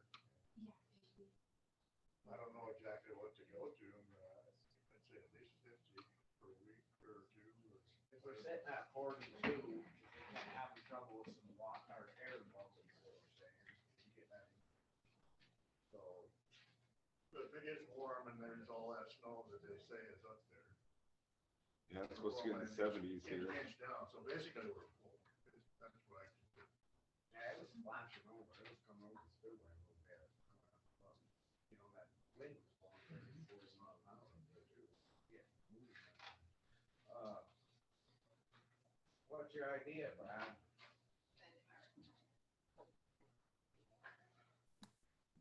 You know, I'm having trouble hearing you guys. You hear me okay? Yep. Okay, yeah, I don't know why. It's usually not this bad, but I'm really having trouble hearing you. But I guess my thoughts are, I mean, you know, you guys are doing great. You're close to filling. The only thing is, I keep noticing whenever, you know, we had good rain, obviously, the last couple of days, and it's filled some. It seems like at the current outflows, whenever, you know, as we're going into this dry period now, it doesn't seem like the lake level's going up much. So I kind of feel like if you want to get it filled for sure, which I think is everybody's goal, I think I'd probably go back down to the 30. The other thing I noticed is I looked at the SNOTEL site at Warm Springs, and yeah, there's still some snow up there, but it's went from about 18 inches down to about 12 inches. I can't say we really at the 37, we weren't seeing it bump up, you know, until we got the rain. So I'm not sure that's quite bring you there. My opinion, though, if we go backwards, Brad, then we lose the bank bill. You know, like we did that one time, then we lose all that, then we jump back around, and then we're draining it down more, trying to get back moisture to it. Why wouldn't we keep it the way we're going, so everything is wet, and everybody's happy?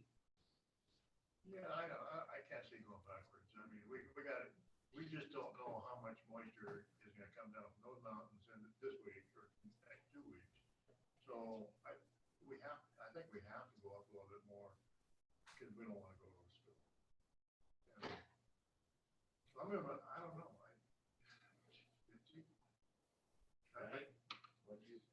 Yeah, I think if you don't go to 50, it's gonna go over the spillway. So I'm gonna make a motion to go to 50 right now. Per week. When you get a chance, I'd like to comment again whenever you guys want me to. I said, go ahead, Brad. Okay, thanks. Yeah, I personally, up to 50, I don't think you're going to fill the reservoir the way it's going. I don't think you're going to fill Georgetown. I mean, when you're at 37 right now, it's leveling off every time it's not raining, and we got dry weather coming. You go to 50, I don't think you're going to fill it. So I mean, that's. Brad. What's that? At 42. Are you at 42? Okay, I'm reading 37 on the gauge online. So. Well, that was wrong. Yeah, we got an email saying that was wrong. Okay. 45 actually.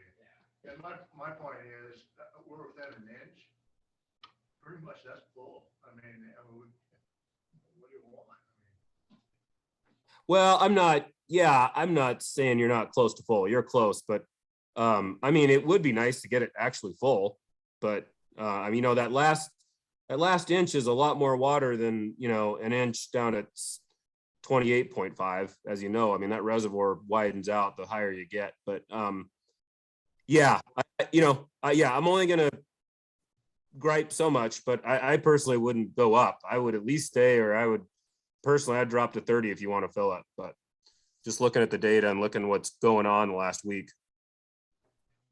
okay, thanks, but my motion is still So, gonna be 50. is there anyone from Georgetown, like, or Betty We Union? went down to 30 and it filled right up the top. In 10 days, we could have 2 inches of rain and it's going. And then we get all that and it's flooding. We've got to have an inch cushion, which is not right. Actually, Sunday and Monday are supposed to be 76 and 80, and Tuesday 80. You got warm weather coming. It's gonna. I just don't think there's a lot of snow left up there. Yeah, there's 12 inches at Warm Springs, but that's 8,200 feet. And we've had 6 inches of that come off and it hasn't made a difference really. So I don't think that's gonna bump it up all that much. I've watched this before where you think there's a lot of snow at Warm Springs Snow Bell, and it really never amounts to a lot at the lake. I mean, it amounts to some, but not enough that at 50 you're gonna fill.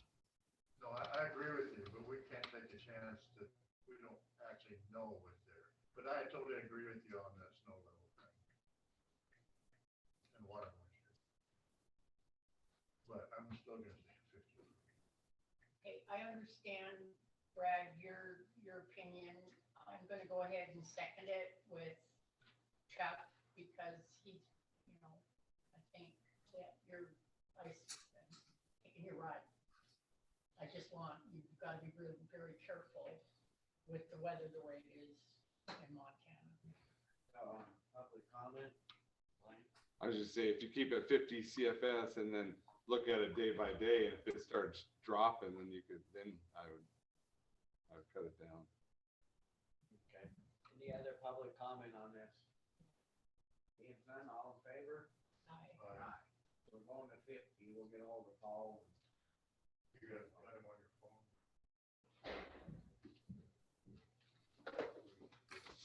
Hey, just one last comment, if that's okay. Go ahead.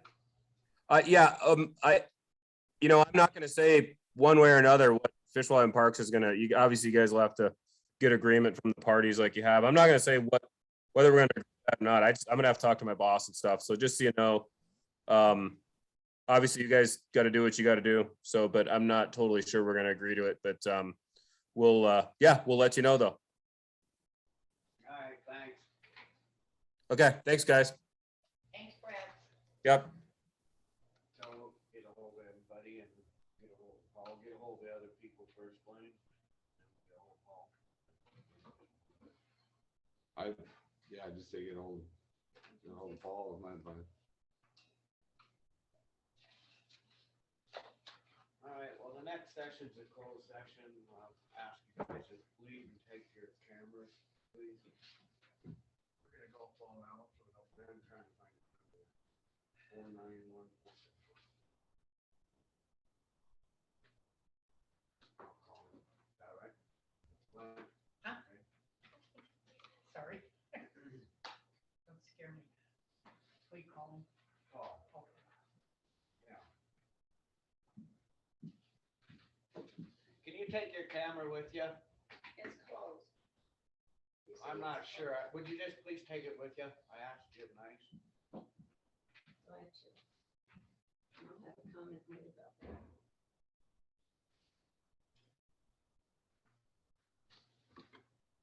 Please just take the camera, okay? I am. All right. We're done dealing with it. I'm taking it, Glenn. Well, the Lynn. snippiness is getting old. What's getting old? He asked you nicely, so please take the And camera I'm out now. taking it. All right. Before I I'm call the the sheriff. public, remember? Well, I'm gonna call the sheriff here in about 2 seconds. Well, I'm taking the camera. You want to call the sheriff for a minute?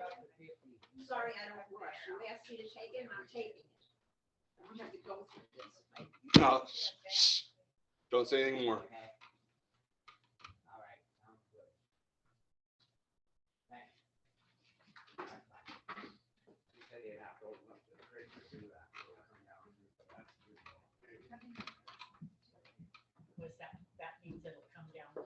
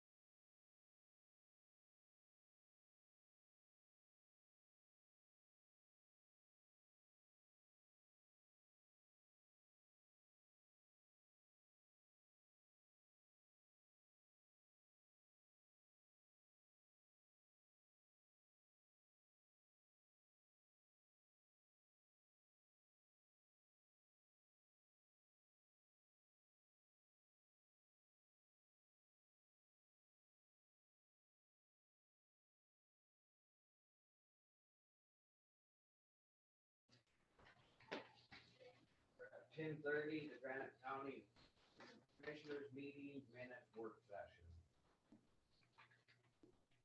I don't know, did I give you, I reached out to Mackenzie McCarthy for some clarification on detail and the idea of what it requires if these are to be transitioned to official minutes of recording. Okay.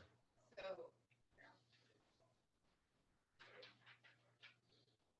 she wasn't, Was the thought the audio or the audio video? I don't know, I left Okay. that highlighted in the minutes for them to Okay. go through today and gave them a copy of it for their, to discuss. What I read on that is you still need,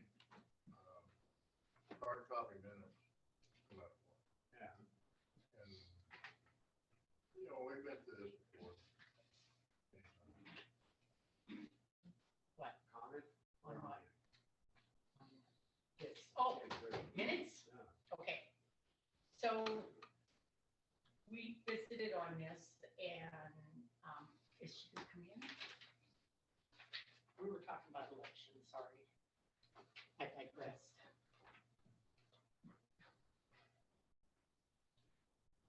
Were you gonna come in for the minute? I guess Sarah wants to say something on it. Just, let me look. She thought it was 10:50, No, it's 10:30. 10:30. Says right on there.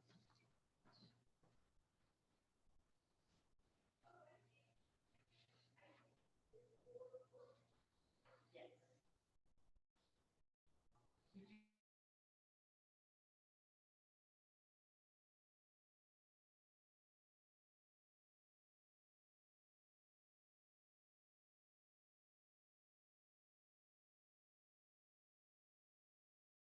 I think Linda said she wanted to, Pardon me? Linda wanted to come down too. Linda, for this? So if you want to give her a call, maybe she's busy. Well,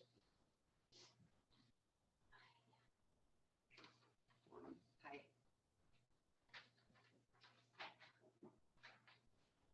So it does say on the agenda, 10:30. Yeah, I was looking at the decision time, didn't see the work session. Okay, namely my public comment or my minutes comment was that we were digressing and sidetracking.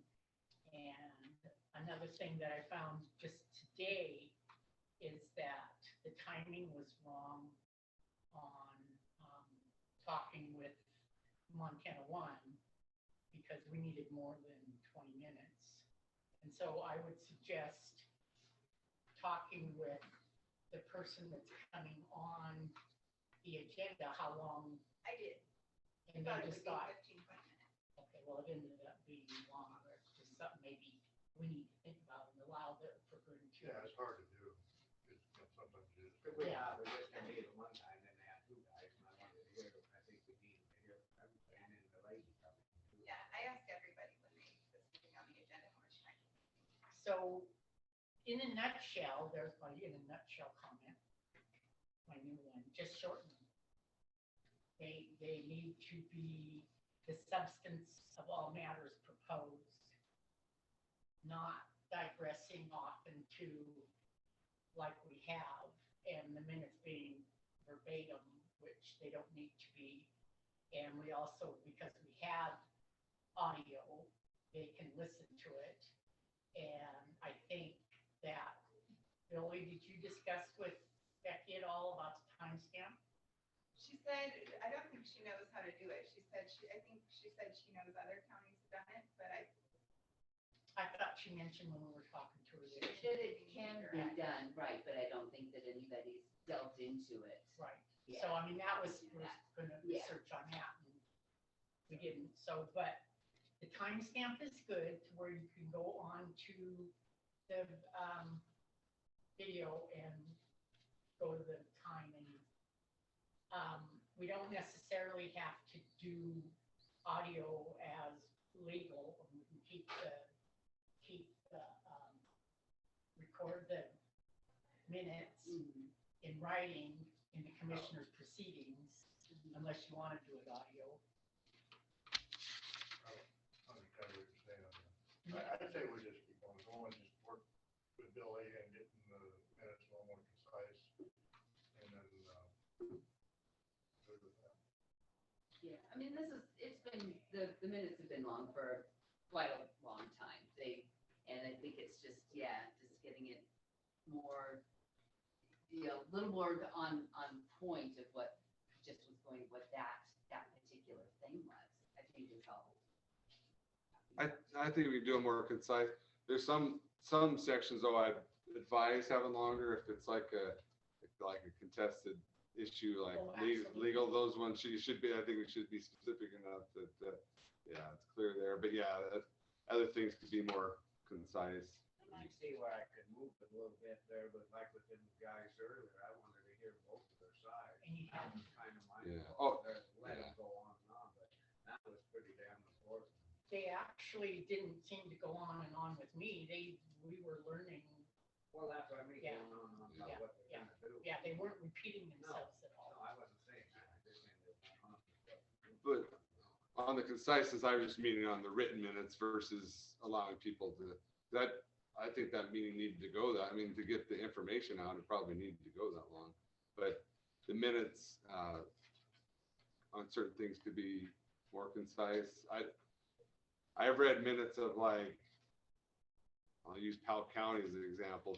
You read through them and they're so concise, you don't know what happened. And so there's a, Right, the balance there. There comes a point where we got written up for that once because there was one comment. Wayne was here, Sarah was here, and they discussed minutes. The end. I mean, When you look at, When- when you look at the old minutes, Yeah. it said, says, these people were here, they talked about stuff, and then they left. Yeah. It's basically what it says. Yeah. I think there's a happy medium. If someone reads that and they're confused actually what was even discussed, then there's a problem. Right. One more line in there could detail what was discussed. And here's another example that, if I may comment on the minutes for the road, your road, it says, well, is it a public road or no, maybe it's a private road. There was no decision. It was just a discussion. And remember, it was in 2010. Huh? Okay, I'm just saying that shouldn't have been in the minutes, actually, or it should have said discussion because there was no decision. As an example, I'm just saying. Would you quit that? What I'd say is that, I'm looking for more of the content of something wasn't mistakenly said that was like, get us sued. I mean, that's where I'm perspective I'm looking at it. Yeah. But, the commission wants to look at it and, I guess, help with that process of conciseness. I think that would. So just the one example is because when we got sidetracked with our comments and then everything was word for word, he said, she said, they said, which didn't have anything to pertain to whether or not this agenda item needed to be done. I think we'll understand. Okay. I said, quick. All I'm suggesting. Yeah, nobody's arguing. Okay, and then another thing, here's the thing, we got the draft. Billy sends it to us, put it out there. I don't care if it's out there and there's a mistake. If they want to read the draft, let them read the draft because they can listen to the minutes. They can listen to it. So it's not like we're hiding anything anyway. So I know we haven't put the draft out there, but they can still listen to it. So it's no big deal, put the draft out there. To me, is what I'm saying. Let's please the public that's been complaining about not seeing the draft minutes. It doesn't Please matter. the public. Huh? What'd you say? Please the public? Why not? Well, no, There I are- agree, but. I just see the minutes when they they keep it moving. That's where I'm at. No, and with like Billy, with you saying that you asked him how long it's going to be, understandable, and I was just making sure that that's what we do. How long is this gonna be? And I've asked her a few times, I said, well, how long do they need? I have asked Yeah. when she wants to get them approved, Right. I've sent her text back, so well, how long do they need on that? I said, we have actually moved. Change some stuff. So you have a sample of, Oh, yeah, just like how other places are doing, like you were talking about, but like in Missoula, they'll have the agenda, just like we have it, and just like how I think she has it in the thing, you know, you've got your agenda items, then as you're starting the minutes, so she's got it all there, each agenda item, and then can kind of say what's going on in the, you know, but it's, I guess, in the formatted thing, but, yeah. so and it goes precise And in then it certain just- areas and then. yeah. And it's just, yeah, in each area, but I think that's how we have it. You know, it's for the agenda, but then it's just, you know, more concise, which is what we were talking about here, and not getting off track or then you So- just say, In the archive, in the proceedings book, do you sign it for content? No. What do you sign for, oh, the resolution? Yeah, resolution. Okay. Do you look at the minutes for content Yeah, I do. before they come to us even, or? I'm not sure Yeah, okay. usually I write them, I send them plain reviews I- that makes changes, and then Sarah checks for typos. I really think as far as the conciseness deal, I think that the commissioners could help with that if you like feel there's stuff in there that's not what you're wanting in there, and I can help with that too. Another thing I think that should be in there is when people are giving public comment, but if it's 5 people giving the same public comment, you could just say 5 people said, and I think we're doing it. Well, and with the public comment, shouldn't it pertain to the agenda item? Yes. We try to keep that on. I know, but what I'm saying in the minutes, it pertains to the agenda item, If there's not irrelevant to the things. item we've digressed on. So, So, so I can clarify, so if someone were to stand up right now and make a comment and it has something to do maybe with the meeting, but not this session, I do not include that public comment in the minutes. What the chair should probably say is that should be, that comment stricken. I think you could say that. because it's just the agenda item that you're talking about, that the public comment is made, right? That's all I'm saying, is it's getting to the point where you don't even want to read them there, so. I'm sorry. Everybody's their own opinion. Yeah, absolutely. So you don't think we should shorten them? Think so, but I guess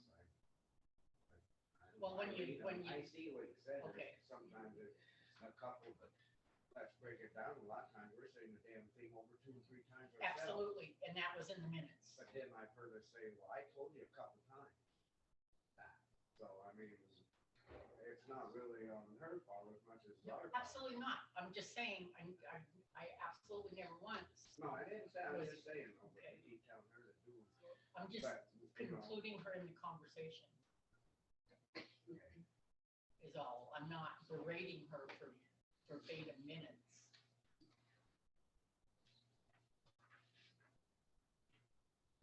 what's up?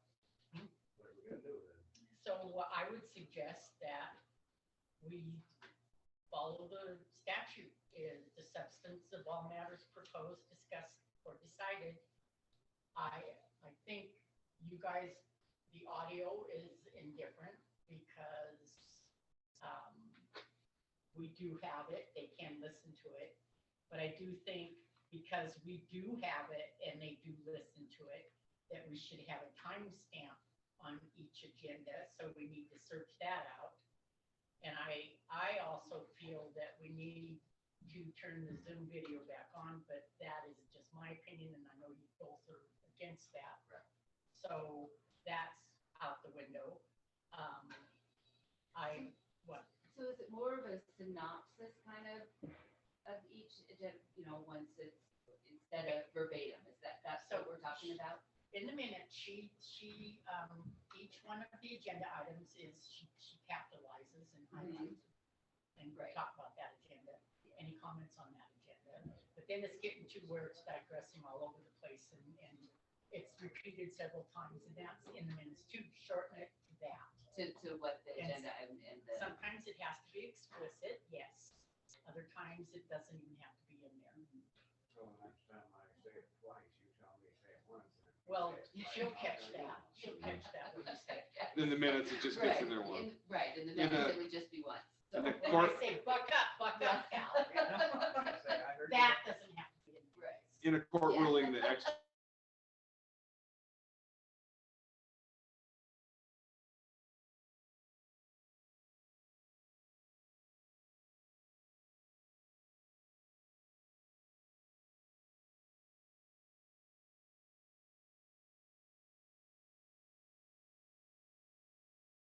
Audio part of the official record of the meeting, yeah, you can do this too much. because, and then you don't want that, correct? I don't think, Hmm? I don't think we need it. Okay. You know, I mean, you have to have the hard copy anyway. That's a legal thing. Both, but if they wanted And then to, then you gotta make sure is somebody doesn't erase them or, you know, they're kept forever. I think it's easier to keep the hard copy. but say, for example, now because we are on Zoom, could we research the timestamp and have that on the agenda items so that they could go to that when they're listening to the recording? So not as official minutes, but just timestamped. Just timestamp it on For But ease, for but back ease. to the subject or the agenda item that it was, I just put the video and then listen to that. I mean, Exactly, if there's a timestamp, all you have to do is go right to that timestamp and listen instead of trying to listen to the whole thing. Is what I'm saying. That's a timestamp. I rolled down to my control meeting and went to what the agenda thing was to listen, and I just went to hit it. And yeah, so I don't know, but I don't understand, this is agenda item, whatever. So you're, I've never done it, so you can just kind of scroll through and you just kind of figure You out move what it you is. move the little move mousey and We you move already the, know what it is. you move the Right, cursor but and it- say, Yeah. that's not it. Then you move it some more, Right. no, that's not it. Then you move it some more, no, that's not it. If you But had a this- timestamp, Then you'd be you able go to right- push it and it would just go straight to it. right on the, with your cursor right to the time, Yeah. and it would bring that discussion. So we there. can look It's no into- big deal. Well, we can look into it. I mean, I don't care about that. Right, we can look at and see the ease of it, and I think I think it would be a lot easier for the public if they. It would be, we're trying to make it easier for the public too, plus for us, because I listen to it all the time. I am gonna say again that I don't hear it good, so I turn the closed caption on it, and then gets all kinds of little words with closed caption.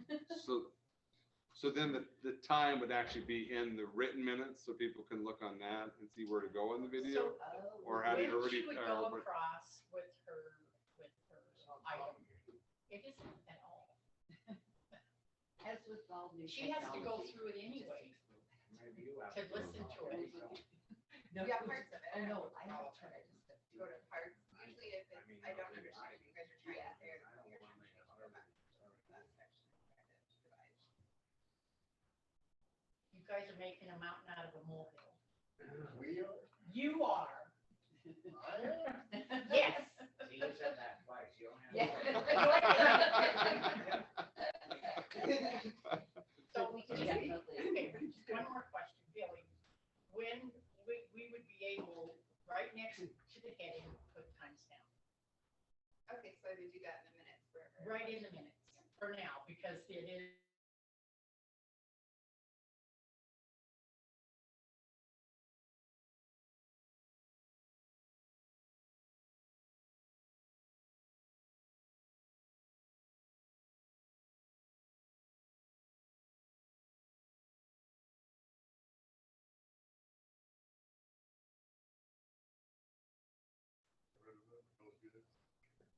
Okay, so we're not, time's up. Okay, okay. You want So- to keep it all up? Time's There you up. go. We're on the next agenda item, but So we had a discussion decision, so what's your decision? What's your? What's my motion? Okay, so we have to make two motions, right? not gonna make a motion on the audio because they said absolutely not. Okay. So Video, video. audio, making audio Oh, official official. record. Okay. They said no. The timestamp, you're iffy on, Yeah. iffy on the timestamp. So we'll look So into that. can we play with it? We said we would.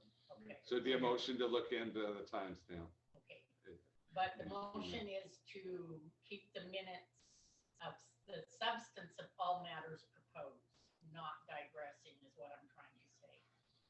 And verbatim. Due to the statute 2-3-212. Is that a motion?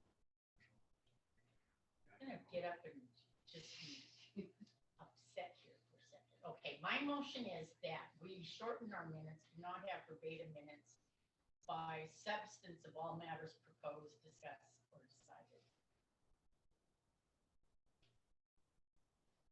I guess. Sounds good. I mean, I think we're all in agreement, so. Should I second it too? I'll second it. You second it? I second it. Any public comment? We're gonna move on anyway. Oh, also, one more thing, how about the draft minutes? Yeah. Call for the vote. It was all, Call for the vote. Um, I did. Oh, yeah. All right. Yeah, that's right. Now, finish this one. Who seconded that? Huh? he did. This second, this, okay, county. Jim Baque, local resident. I strongly agree and disagree with most of what Commissioner McClure said. As far as the detail of the minutes, just from, as a member of the public and someone that's read hundreds of the minutes of this particular group, I like having the details. I like having the offhand discussion part in there. It makes for much easier flow to understand what was really going on in the meeting. I think anytime that you're trying to meet the requirements of the 2-3-212, that should always be the very minimum. That's what you have to have by the statute.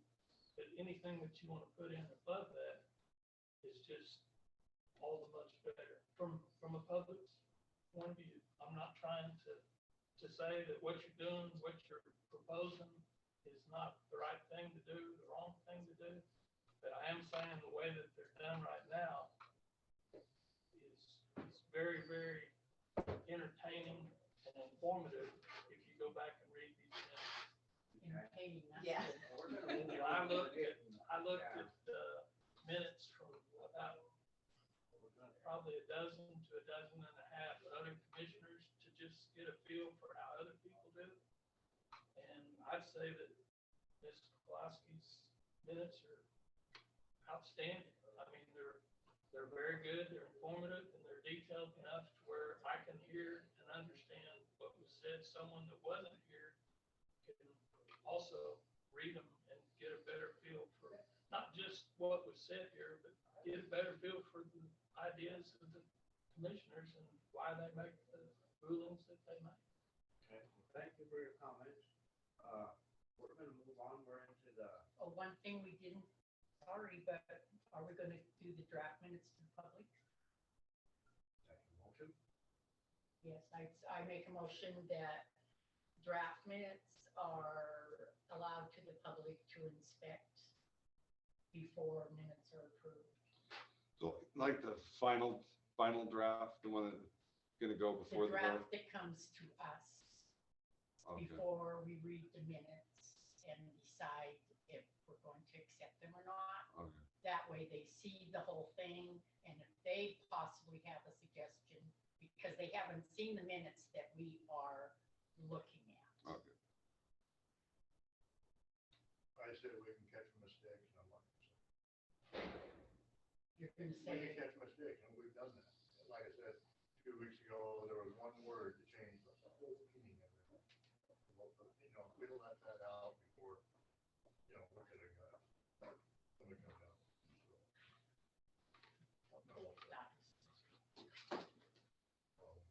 thank you, Sarah. We'll move on then. Alrighty.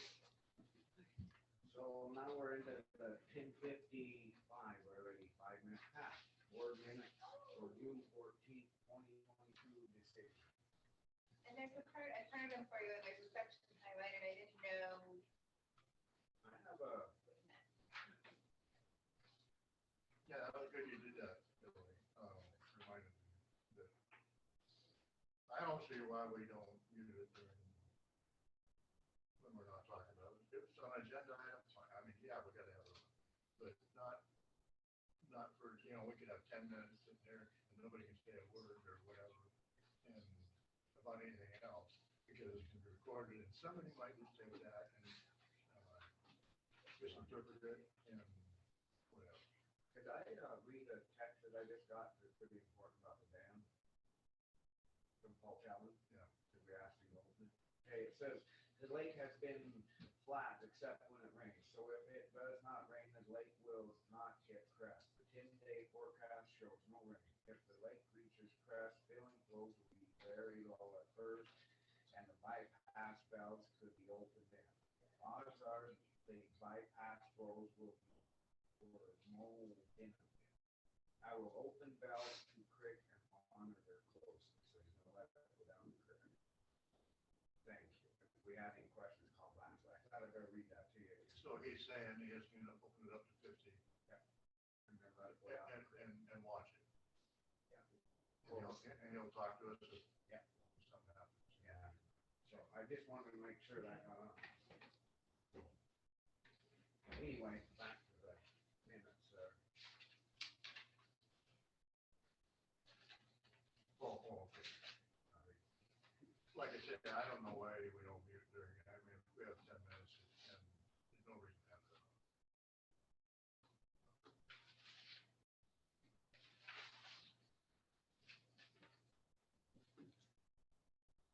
That's all right.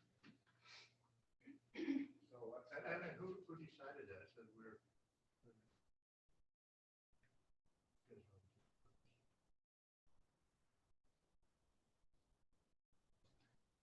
Okay, so I entertain a motion for the minutes for June 14th. So what are you trying to exclude that or what? I don't Well, it understand. just reminded me of when you said before that we were gonna keep the audio on the whole time, not mute it very downtime. And we- That's what I'm talking about. Well, that's what we I was do. wondering who made that decision. I don't remember both. I think I said we're gonna keep it open on special when we have public hearing here. Yeah. When there's people in here, I just leave it on. But there was like the big one. What is that, Blaine? Is that something that? It's my legal opinion that the only time you can mute it in between sessions if you're not, if it's, just talking about non-commission related items. It's up to, if you want to keep it unmuted the whole time during those times, that's would be a commission decision. So and Chuck says no, and Scott kept it because of the public here, the public's listening to it, why can't the Zoom public listen to it? That's, Whatever. Which sounded good to me, which is fine, what's the Yeah. big deal? What's the big deal?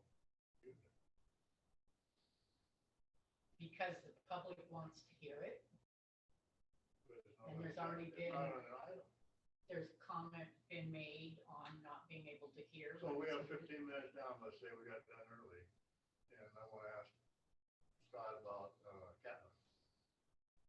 Public don't need to hear that. I see it going on either way. definitely you can, you don't need to record that on the, for sure, record you're talking about. That's what I'm saying, First line. about the muting, I mean. Yeah. And then we watch, though, if somebody, we've been off and we've seen hands come up, then we go back on again, because it's still on that again. So I guess we're just, right? All right, so I'm still entertaining a motion on the minutes. What do we decide on that? What do you want? Something stricken from it or what? I don't get what you're saying. From the minutes. Okay, I'll do the minutes now. I'll make a motion to accept. public comment on minutes? Being There's a none, couple all in comments. favor? There's a couple comments. I didn't see you, sorry. That's okay, if you look this way. I'm here, I'm sorry, I'm behind all this equipment. Go ahead, Elena. Thank you. Basically, I just want to say this is an example of why a lot of things that Blanche said is true regarding taking the minutes, the draft of the minutes and everything else. Can I ask you a So the question? motion that is made is that you were gonna, the motion for these minutes is you're gonna accept them as is without changes. Is that what I heard? This is on the approval of the minutes. That's what I'm talking about. You just read the minutes and you made a motion to accept them. Yeah. And I want clarification, are those gonna be accepted as written? At 10:30, we had a work session with meeting of the minutes. That was discussion and decision. And that was where we would shorten it. We would still keep it, we would follow by statute. And it would be the substance, which is the agenda item, and all matters proposed concerning the agenda. That was done. This right here is just accepting last week's minutes And that's what I as thought. written. So does that mean that we're supposed to shorten these minutes and then redo them again, or? Now, excuse me. Oh, okay, Blanche, just to make it clear. Yeah, I'm talking about the acceptance of last week's minutes. And all I'm asking for is, because I heard a motion being made that, and I think accepting the minutes, and I think I heard Commissioner Hinkle say, I'm a yes, or something like that. So I'm just clarifying that you're gonna accept it without any changes. That's all I'm clear. So I guess what should be a motion made on the last agenda item? Any minutes after June 14th, we need to condense and follow by That's what- substance? That's what I do. I mean, Because I'm not going to ask Yeah. her to shorten all these all and then that's resubmit. reasonable. I'm not saying Yeah, that's reasonable. Well, what- there are no corrections. Yeah. That's all I'm saying, Except for the minutes as they are. as they are. That's, thank you. That's all I'm saying. That's what we'll move. All right. Okay, All in thank you. favor? Aye. Aye. Motion carried. One, Granite County, one bit of advice, I'd get the minutes for that the quarterly meeting on the agenda too, the next week if you can. Just waiting for the few months to do, you need to get them passed, I think, within the, I want to say it's 21 days, so. all righty, we're on to 2022-2023 Maple renewals discussion decision. Come on up.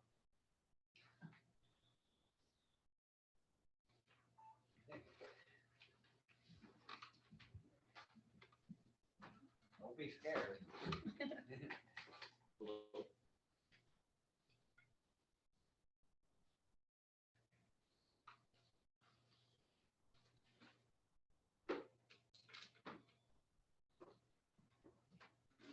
How are you? Good, how are you guys? I got the vehicle ID cards, the proof of insurance. So. How are you? Hello. Haven't seen you forever.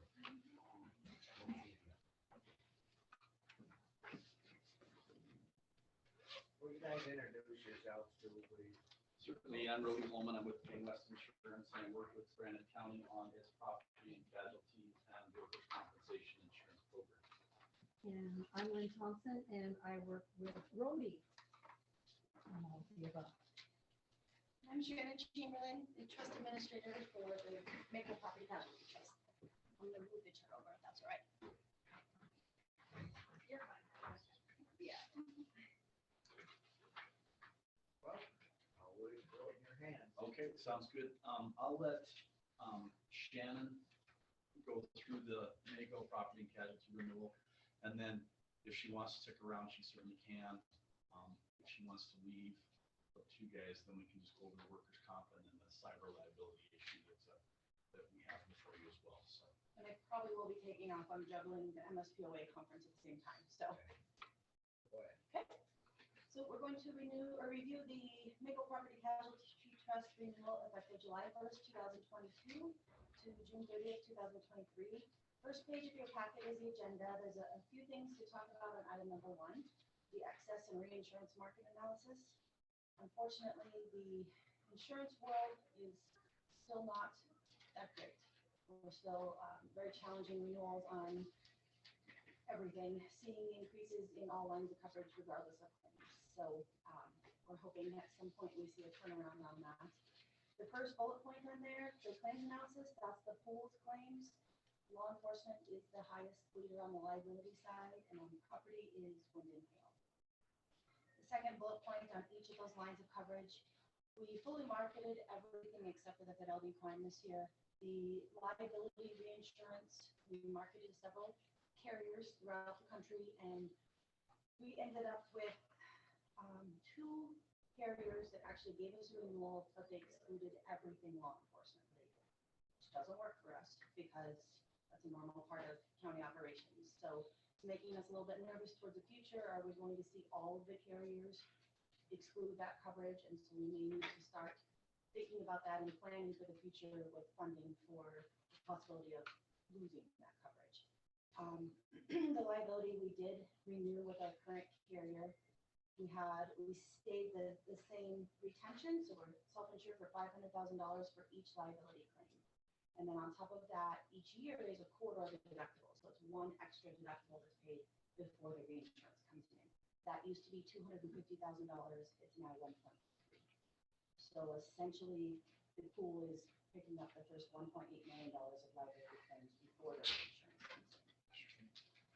The property and boiler machinery, we did have a 20% increase to the base rate for buildings and contents. Vehicles and equipment stay the same. The fidelity crime, we're in year 3 of a 3-year policy. So we didn't see an increase there. We were fortunate over the last few years to be in that locked-in policy. The terrorism stayed flat, and then cyber liability.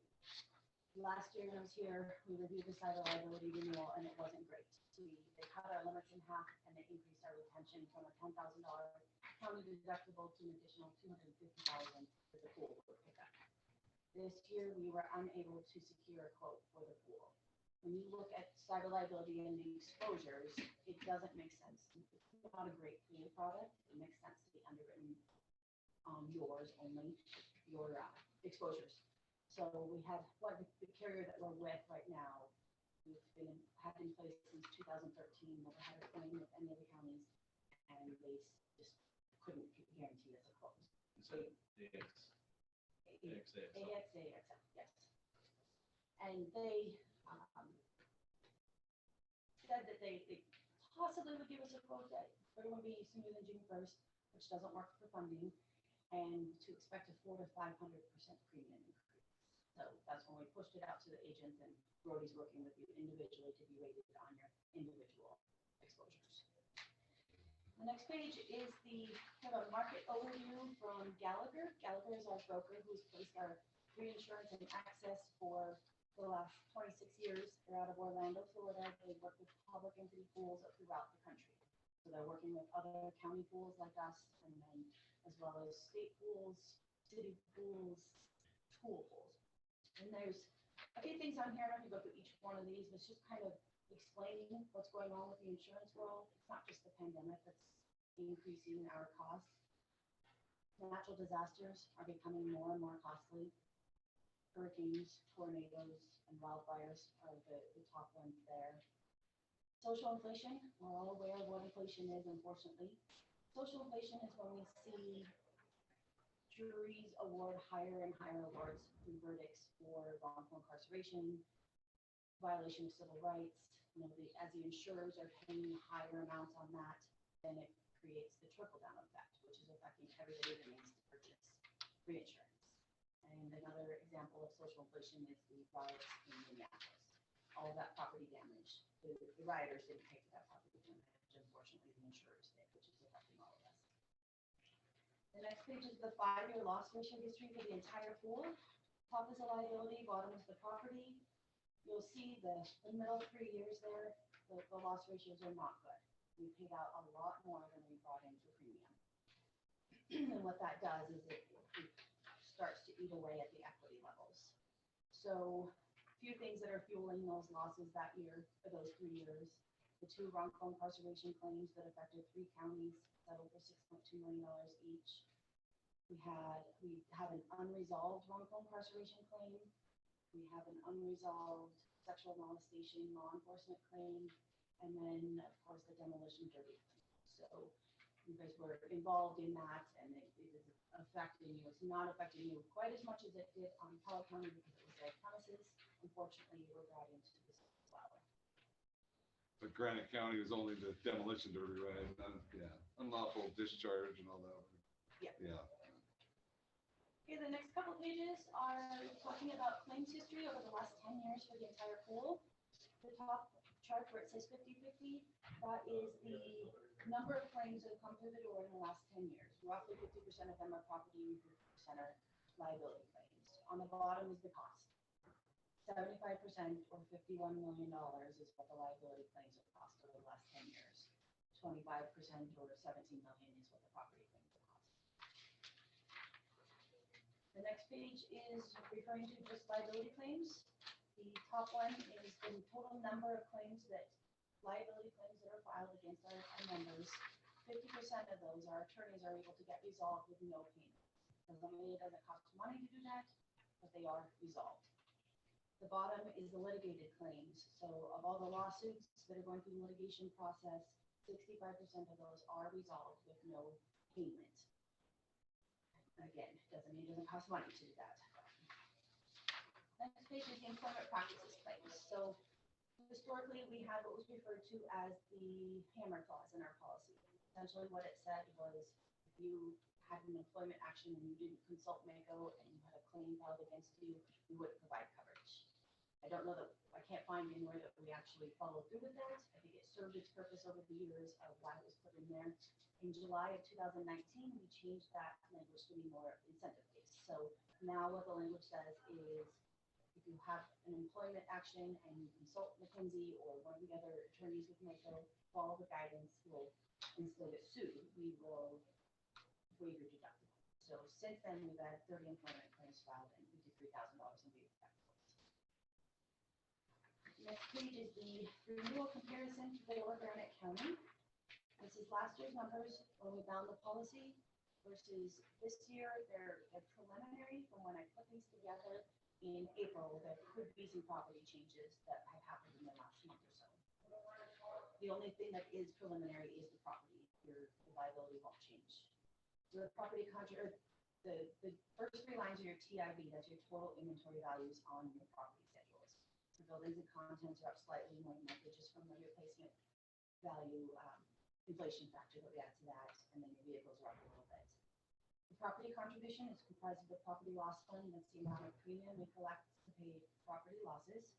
The equipment breakdown of boiler and machinery, fidelity, crime, and terrorism coverages. So your property contribution is up 13%. That is mostly just from that 20% increase to the buildings and contents rate. The liability contribution is comprised of the liability loss fund and the bond payment. So a little history on the bond payment. In 2003, all of the membership voted on, approved the purchase of a $5 million bond to pay high dollar. And every county signed a promissory note stating that they would repay that through their premiums. And that is set to be paid off in 2023 in October. So we'll be working internally with our investment advisors and our actuaries and trying to figure out how we proceed in the future. If we were going to just take this out of your premium, it's not going to be a huge, not like you're going to see a $50,000 amount. We collect $350,000 total right now each year, but maybe one of the options is we just continue to collect that and put it in a fund in case we do lose some other coverages. So the liability contribution, your increase, the base rate increase for every county pays the same base rate for the number of employees, well, it's a 10% increase. And then the actuary looks at your deductible factor and then also your losses. So unfortunately, you're seeing a little bit higher of an increase than the 10% because of the losses. So overall, 18%. someday I'm gonna come here with good news. You don't believe me, do you? You really believe it? The next page is the 3-year loss ratio history for Granite County. The top is the liability, bottom is the property. We look at the 18, 19, 19, 20 years on your liability. That's why you're receiving a little bit more of an increase on your premium than other counties. There are some counties that received higher increases than you. They've had 3 years of bad losses on the liability side. The individual claims that make up those totals are on the next couple pages. The demolition derby claims, there were several of them, so they're each in here as a separate claim.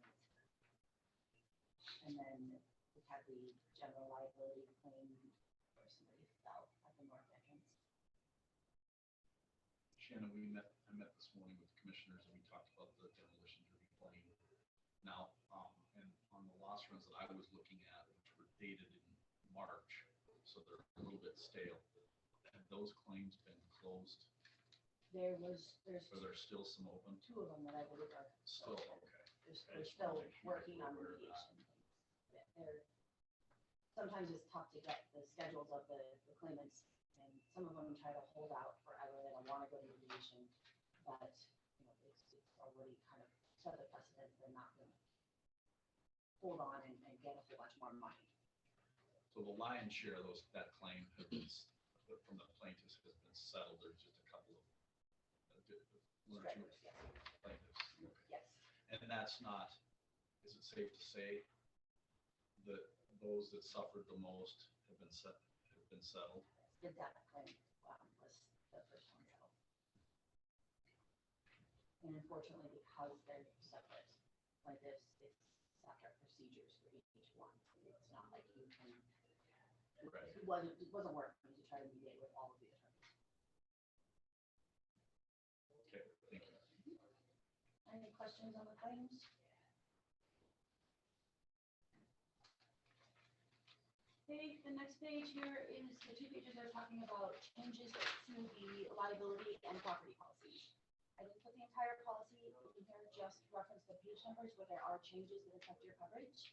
First page is 2 changes to the liability policy. First one is under exclusions, page 14. When we submitted the demolition derby claims to our reinsurer, they informed us there was no coverage because there was an exclusion in the policy. They were mistaken. Somewhere along the lines, they didn't put that in there, and so they did have to pay. The reinsurer did, but the very next day I did receive the exclusionary language, which is now in our policy, so effective July 1. So unfortunately, there is no more coverage for anything motorized vehicle. The second change is under general definitions, page 16. This is the incidental medical malpractice coverage. We've always had this in place. What the intent was is to provide malpractice coverage for county employed nurses or county volunteer nurses. We never intended to provide medical malpractice for doctors, physicians, assistants, anybody that can diagnose or prescribe medicine. So there was a statute change to the advanced practice registered nurse. They can do more than just a registered nurse can, so there's no coverage for them. They would need their own medical malpractice. So it's not taking any coverage away, it's just clarifying that. The next page is the one change to the property policy. Under supplements, page 6, there's always been a $5,000 per employee limit for personal property. If you had a fire go through this building, more than likely you would have some of your employees have personal property on site that they use. So what happened is we have one of our counties there, they had a loss, and their road department they're unionized, and per the CBA, the employees are responsible for purchasing and using their own tools, and they're all on site at county location. A couple of the employees worked for the county for 20 plus years and had over $100,000 in tools. So what this is saying is that we can provide that coverage. They just need to submit an inventory list. The contents are updated, and then that inventory list is attached to the location in our system, so that in the event of a loss, the adjuster goes right to that. So, and it doesn't have to be union. So if you have any, I've just been recommending that it's probably not a bad idea that circulate a memo to all of your department heads, just to make sure you don't have somebody out there. We don't do that, do we? you may have somebody, we had one county where they circulated the memo and a lady had a $10,000 painting in her office. And they chose to make her take it home rather than doing this inventory. It was too much. They just didn't want to deal with that and was the only one, but it doesn't have to be tools, it could be anything on that, so. And then on the bottom is, of course, the current cyber coverages in place on July 1st, and Lori will be reviewing the quotes on that one. The next page is the map of the 3-year appraisal cycle. Your Granite County's buildings were done in the first cycle, so you're past that part. We're starting in the eastern part of the state right now. The next page is the risk management resources. It's just a reminder of all the resources you have as being a member of the pool. Dan O'Malley is our public safety risk manager. He's working with law enforcement in the sheriff's offices. The implementation of the Lexipol Policies and Procedures Program. It's a software-based program that we purchased, and Granite County is 100% implemented on that. We did apply for another year of grant funding for the cybersecurity program with our Pembroke. That is up in October, so we're hoping to get another year of funding for that. Internal controls training, that's the fraud prevention. We did one at the Treasurers Conference last year. We'll probably do another one there, and then hoping to do some on a more regional basis in the fall. Mackenzie McCarthy is our general counsel. She handles the human resource assistance, regional HR trainings, guidance on local government law. We want you to consult your county attorney first, but she's there as a resource as well. Land use attorney. So for years, we contracted with Tara DeFoy on land use. And this year, she's entered into a modified contract with us. We brought an in-house attorney in, Karen Alley. She will be the associate general counsel and take over all of the land use trainings and advice on that part. The membership saves money by bringing her in-house as an employee, and will actually be able to utilize her in other areas as well. The facility users guidelines were updated, and we continue to fund the special events program that is with the Independent Insurance Agents of Montana. This is a program where the agents can access low-cost subsidized special event policies for your weddings or family reunions, those types of things that are held in your facilities. Okay, the last page is the acknowledgement form. You may have already completed this, so don't worry about having to sign it.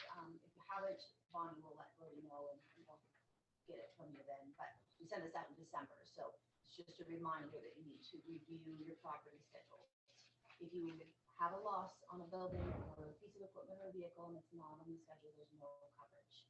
And then you also don't want to be paying premium on something you haven't owned for 10 years. So, any questions? You're my very last meeting. I've been on the road for 2 months.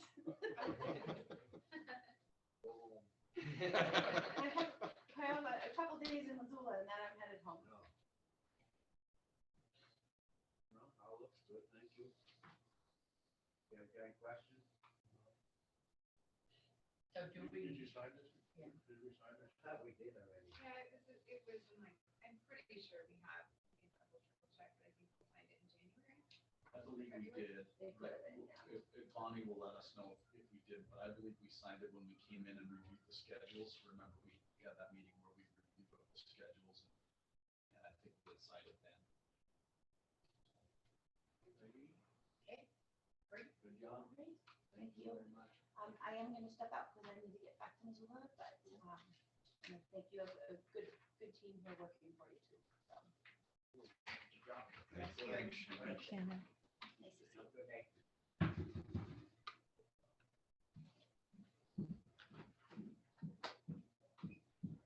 Just to reiterate some of the issues that Shannon had mentioned, particularly on the cyber liability. I manage a school pool. I think I mentioned that to you before. And that coverage was extremely treacherous to try and obtain for 180 different schools. She had trouble getting it for 45 or however many counties that she has in her program. So you can imagine, and I just want to reiterate that it is very tricky. It's the most challenging, Lynn probably would agree, it's the most challenging coverage that we have to place for public entity right now is the cyber. So having said all that, Let's talk about work comp first, because that's good news.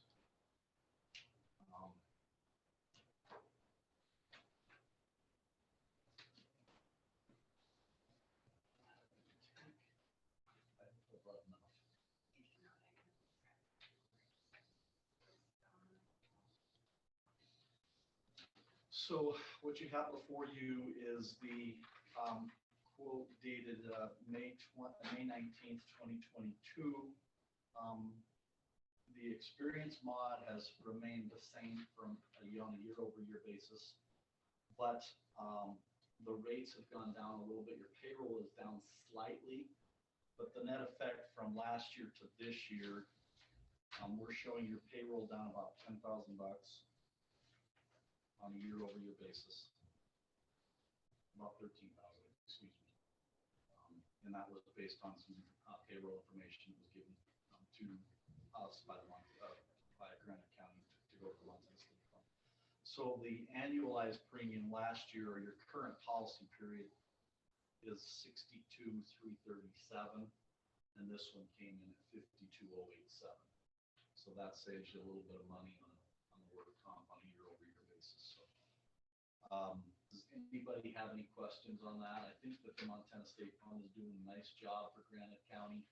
I want to make sure that we continue to take advantage of some of the loss control services that they have to offer for the county's benefit.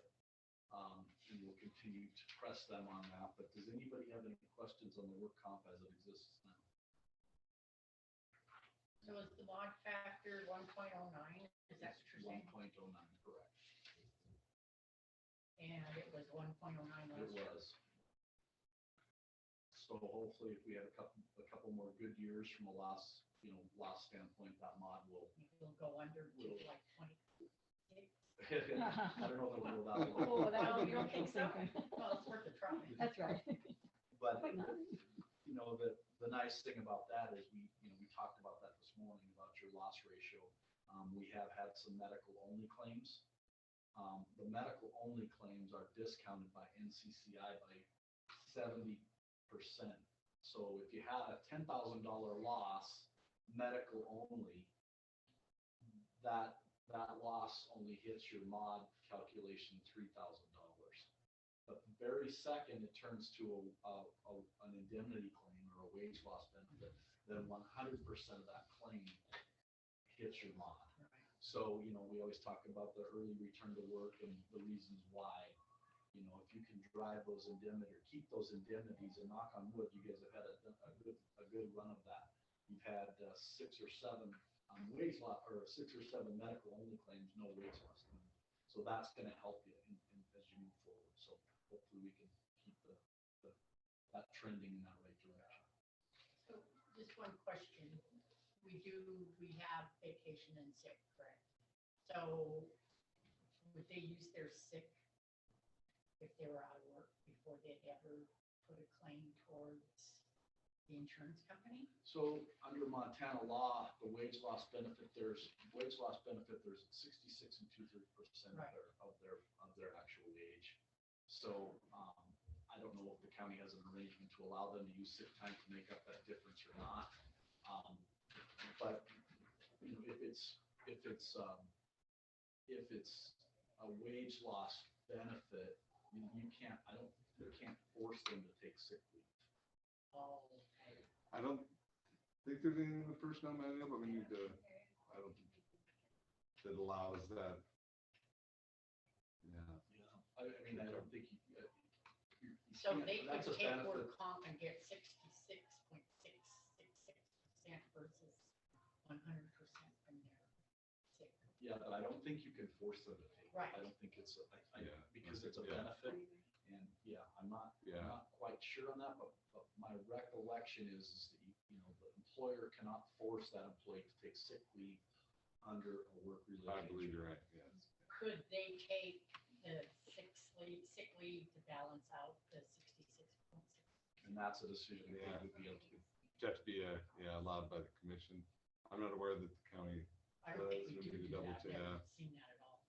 And if you think about that a little bit further, that's almost a disincentive to get them back to work, Right, right? right, So you kind of have to be absolutely. cognizant of of that. The whole idea is 66 2/3%. We want them back to work, back on the payroll. You don't want them to bring them back too soon, or if they're in a position where they can't go back to that line of work, you got to be careful of that. But it really, if they're taking sick leave to make up that 1/3 that they're losing out on, then you almost lose that incentive to bring them back. And is that something that we would have to do, or is that something that would have to be in our policy? I think it would have to be in your And we policy. don't. Correct. Preliminarily on that, I don't believe it's in the policy. Yeah, I'm prepared now. I'm not seeing anything that I can get more carefully. Any other questions on the work comp? I think this is, all in all, I think this is good news for Granite County this year. So the next is our cyber policy, and as Shannon mentioned, Mako disbanded their cyber offering over the course of this past year. You'll still have coverage under that program up through 7/1, but that caused us to have to go out to the marketplace and procure coverage for the benefit of Granite County. And Lynn and I worked on this in tandem, and we sent it out to a half a dozen or more carriers and a couple of wholesalers that have access to a lot more markets than even Payne West does. And we were able to secure terms from a company called Coalition. Now, one of the things that I would encourage the county to do is to investigate implementing multi-factor authentication on your remote access and on your email. I know that some of your employees will resist that change for a while, like I resisted it when my employer did it. But really, it's one of those things right now. If you don't have multi-factor authentication in place, you're almost uninsurable from the cyber standpoint. So give some thought to the multi-factor authentication. Do you guys understand what that is? Not really. So multi-factor, kind of just as it sounds, more than one factor to authenticate the right person is in the email. So we have a system where we've got username, password, but then we also have on certain fields, if we log into certain fields within our, they'll send us a text message with a number, and then you got to plug that number in. So it's just proving that the right person is the one that's logging in. How about if you get a PIN number assigned to every employee that's constant? Is that good enough for the insurance or?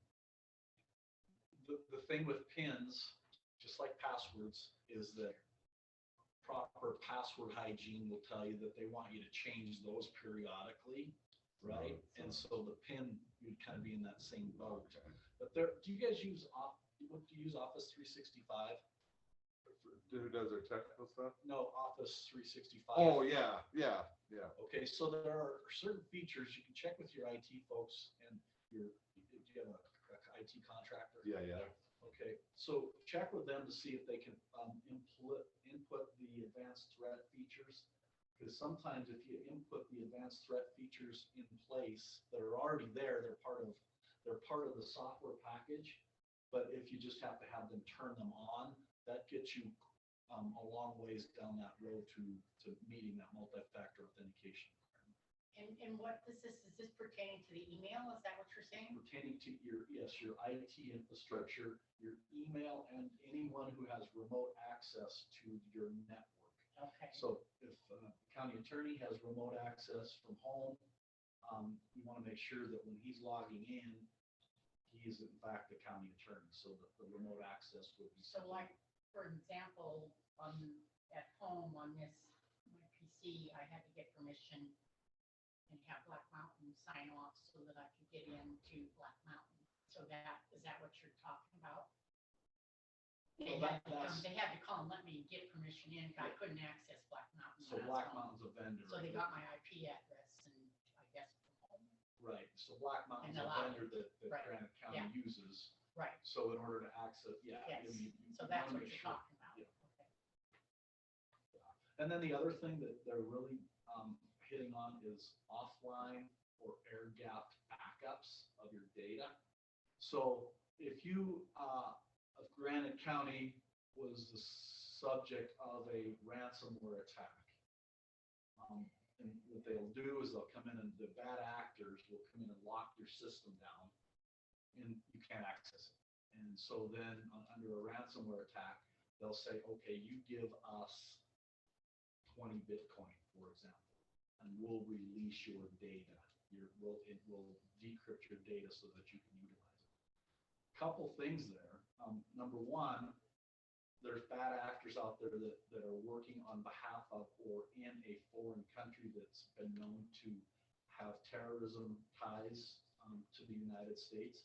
If you happen to be subject to one of those bad actors, you can't pay the ransom. It's called OFAC, Office of Foreign Assets Currency. The Granite County can't pay the backup or the ransom, even if you have the money, and the insurance company can't pay the ransom. So what you have to do then is you have to restore all that data so that you can continue to operate and work. All that restoration cost to get your data up to par so that you can kind of go back and take care of your taxpayers has to be restored, reworked, and that costs a lot of money. And we do have Yeah. that, I'm sure. with We have our- the backup. Yeah. Are you with our offline? EIS. Yeah. Okay, that's a big step. That's Yeah. a good thing. Yeah, we do have that, I know. So, and then the other bad actors are those that aren't part of the OFAC country. And in that case, it's conceivable that you could pay the ransom, or the company could pay the ransom on your behalf.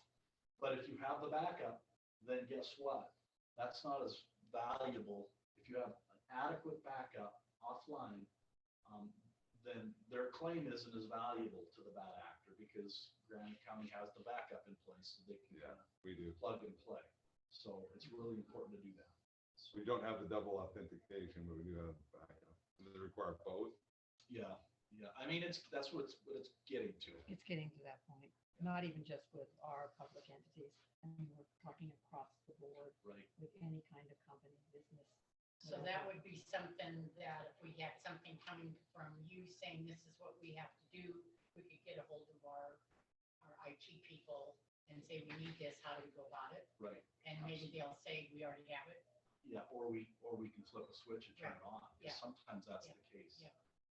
And with the particular companies that we're working with, like the coalition, they actually have vendors that are out there designed to help you or your vendors get you set up with the proper. So with that said, like I said, we cast a pretty wide net, and Coalition was the one that came back with, we only ended up getting one quote, right? For them, yeah. Yeah. So I'll pass this around as well.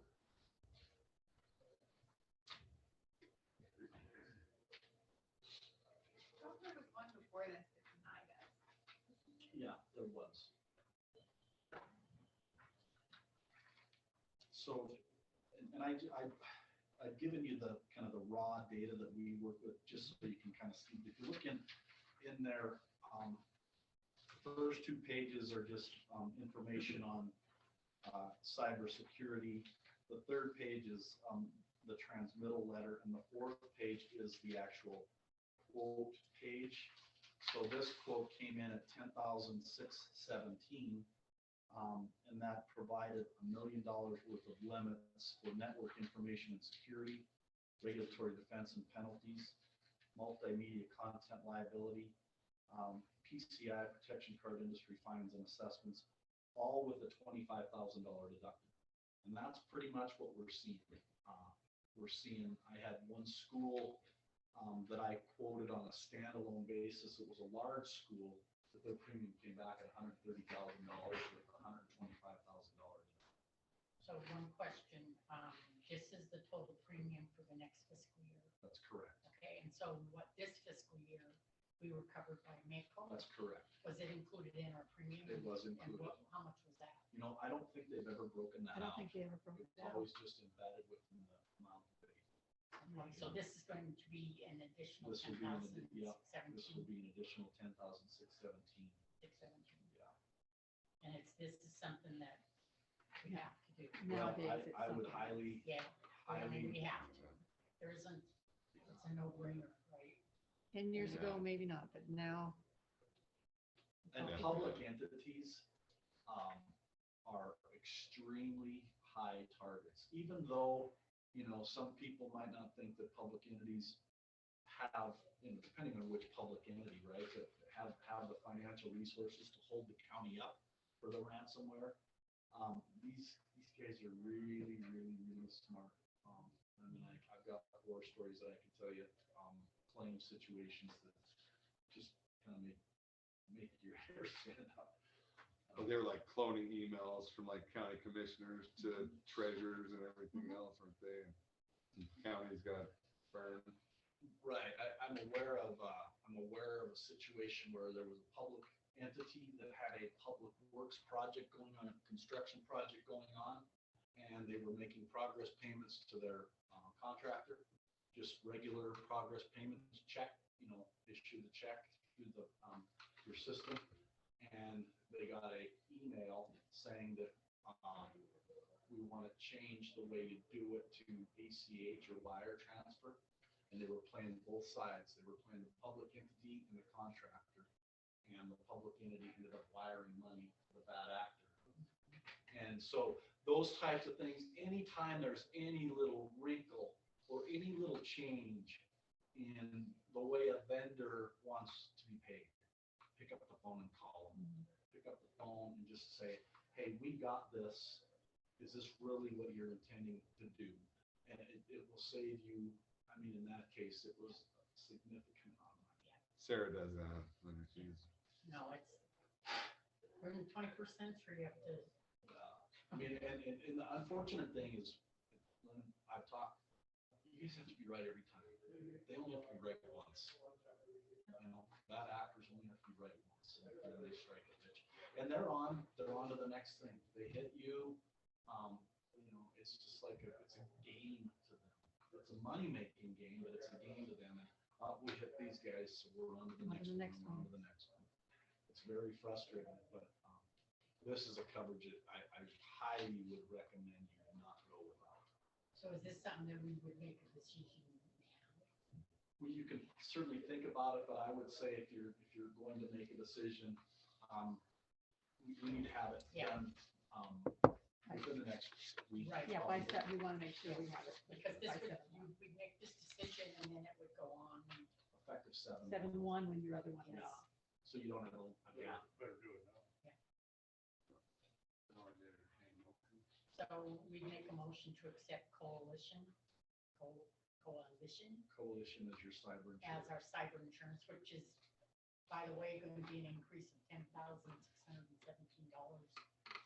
Just be aware. Yeah. That savings you made with the work comp. We saved you some money on the work comp. Which is going to be included with our other insurance. We Don't get lost run out of Geico and down on a we rail. acquired Coalition. Any public comment? Being none, all in favor? Aye. Motion carries. Alrighty. With that, I will have you, are you the chair, Scott? He be the chair. Okay, I will have you, maybe we should have, Billy and you look at this application together, as a pre-filled application. And it's already answered, but I want to make sure that if we answer, if there have been any changes, we'll just need to get a signature from Renee, so. Yeah, I can Email email it. this to you if you want. Billy, you'll email it to me and Roy, but that way I'll be the one actually making the request. I'm so happy I finally got. I know. Billy and I correspond a lot.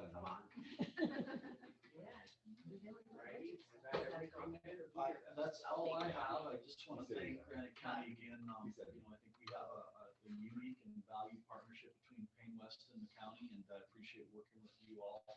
And I just have to compliment you. You know, you guys have done a remarkable job over the course of the past few years. We talked about that today.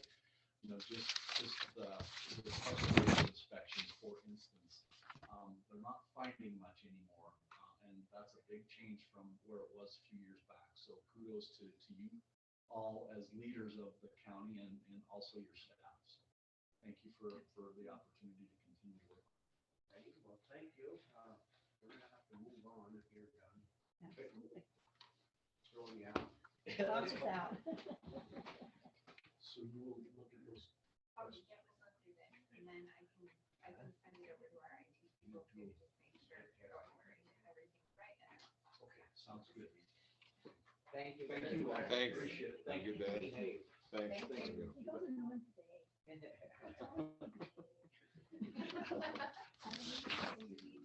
All righty, well, we're gonna jump back a little bit. There's the ongoing negotiations. So how do you wanna keep that? It's still a house, but we You just The, say uh, keep the letter like public. Okay, and yeah. Yeah, ultimately up to the commission, but that letter from, Flicker Hydro definitely would be in litigation. The, on the ongoing obtaining the expert witness, Matt, it's up to you. I think we can talk about it in open, but that's fine. It's up So to you. what is it? They're willing to give us a bonus of 1,500 a year. The letter is so vague, Yeah. so vague. I think it was, they're still offering that base deal plus that bonus, but it's so vague, I couldn't decipher it. Hey, Sarah, can you guys go out? Can you go out there just for a second? sorry.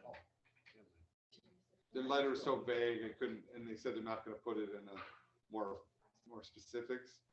So my advice to be would deny it, and if they can't put it in the specifically in Well, writing. what I got out of it is he said that he wasn't going to write a contract and he wasn't going to discuss compensation for employees, which we weren't the ones that passed that on. That was brought to us.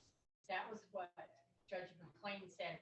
They want to do the compensation and he's more or less saying no. We didn't say that. I would assume that he's still saying that's on the table, but his first line was, they're not gonna, basically, we're not getting anywhere anyway, so I'm not gonna put it in writing. That's the way I interpret it, is pretty, Well, okay, so here's a thought, that he's offering us 1,500. Why not just take it instead?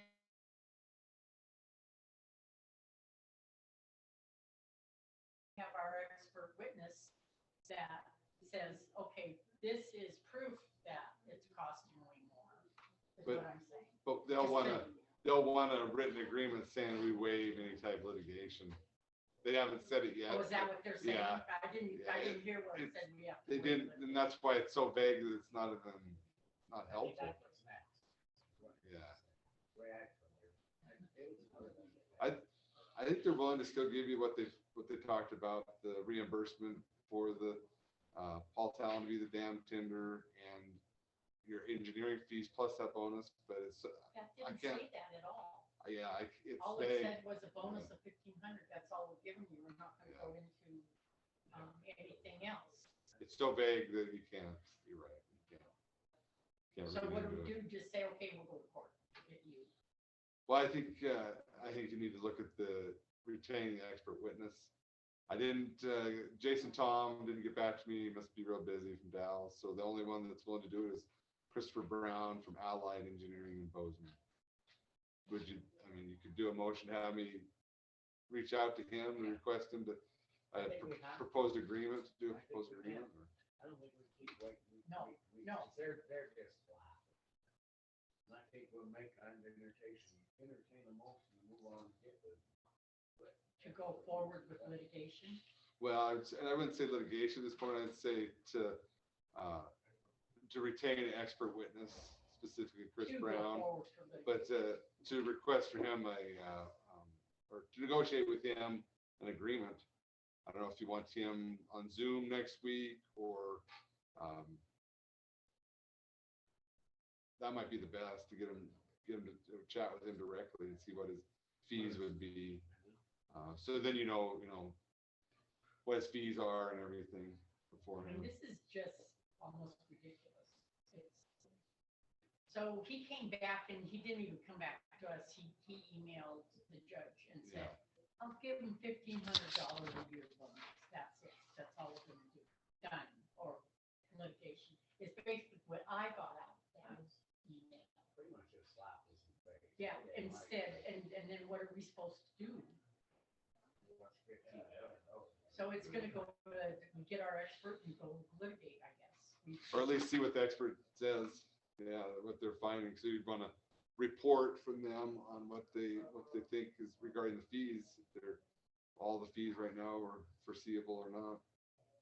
And you couldn't say that that email was even official, because It's came too from a vague. second party. Well, it was to the mediator, to us, but it was, and I encourage you now to put it online. Yeah, put it up online. It's so vague that you couldn't decipher it. So would you suggest that we don't stay with the mediation process and get our expert? Point of Well, I'm maybe gonna make a motion to proceed with the expert. we're done? We're not done, but just to see what he says. Have it Well, online and. one of the issues though, you The might, expert, you mean? you may have, continue to have mediator fees. I would encourage you to say, to go forward with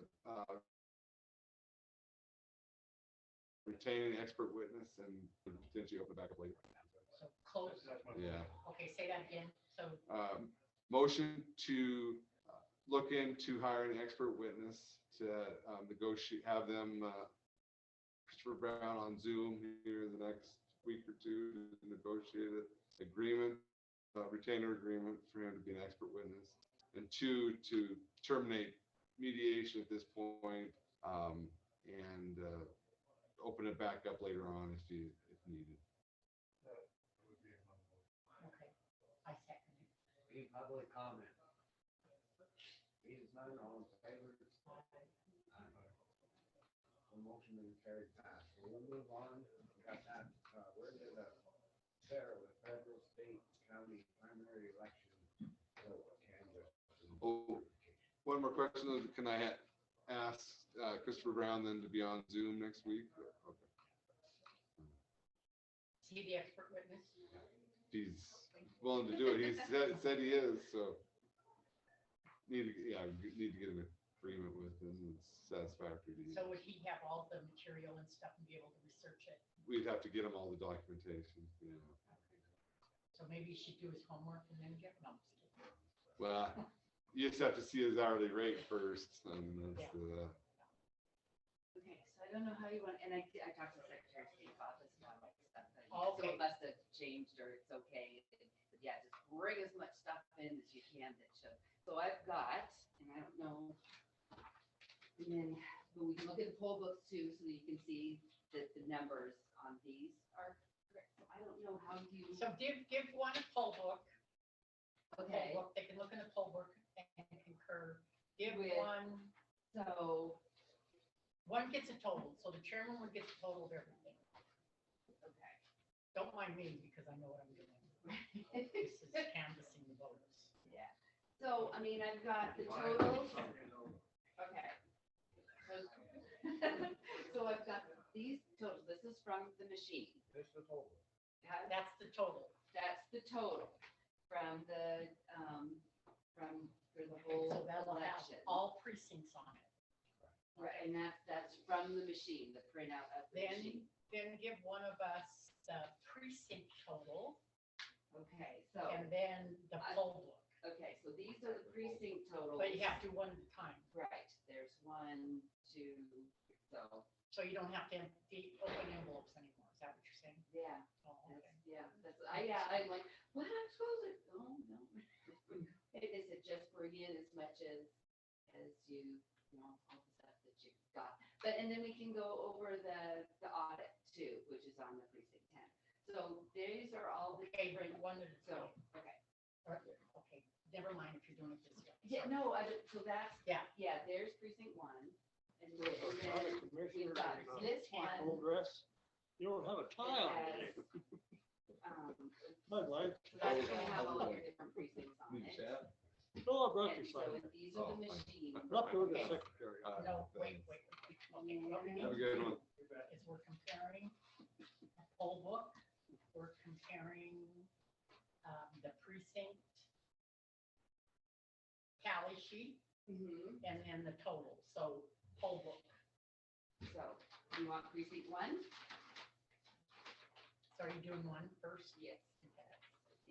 So I don't, so Scott's isn't going to, okay, you're gonna have to add those because we have the city and rural because of the. So he doesn't have the city on there? No, he's just got the totals for all, if you're looking at that, I mean, he would have these numbers that are the same. Okay, so as that. But that's for all precincts, but if you want to look at just. Okay, so what, oh, Yeah, so I don't, that's where Sorry. I've been like, yeah. I thought this was gonna be Yeah. easy. Yeah, so what we're doing is canvassing and we're taking Yeah. one total from one form, one total from another We're gonna form. start right here. Yeah, and so comparing to make sure that our totals are correct. All right. well, So, okay, he has, here are the totals from the ESERS, and so he'll have each precinct on that. yeah, Easter's works. Yeah. That'll There, there you go. there. Okay, and then give me this one. And you'll do Easter's, and you should do Easter's too. Okay. Easter's is the one that you would do. Yeah. Sorry, this is. Okay. I'm sorry. Wasn't this supposed to be easier? Yeah. Canvas before? It should be, huh? We Not- never have this one.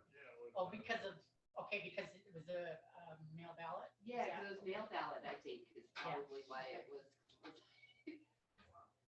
All right, so I'm gonna start out with the HD 77. Just for the public is the fact that I was the clerk and recorder and the election administrator, so that's why I kind of know what I'm doing. And they never, the canvas is usually was by mail ballot, and so it's just a little confusing what we look at in case you think it's totally rather. You're just double checking all the The numbers, numbers, right, yeah, against all the different. Okay, things, yeah, which the So- whole book is just gonna give you the numbers of the actual voters. You don't sit there. Okay, I can go. You come up. Okay. And you, I don't have an extra ESERS. okay. Do you want to go get a copy? I can go off. Want me to make it- I've got this. No, that's okay. Want Let me me to look make at a my other one. I've got one that's got all of it. Okay, all right, okay. Okay. So, Chairman, start with the first race. Okay.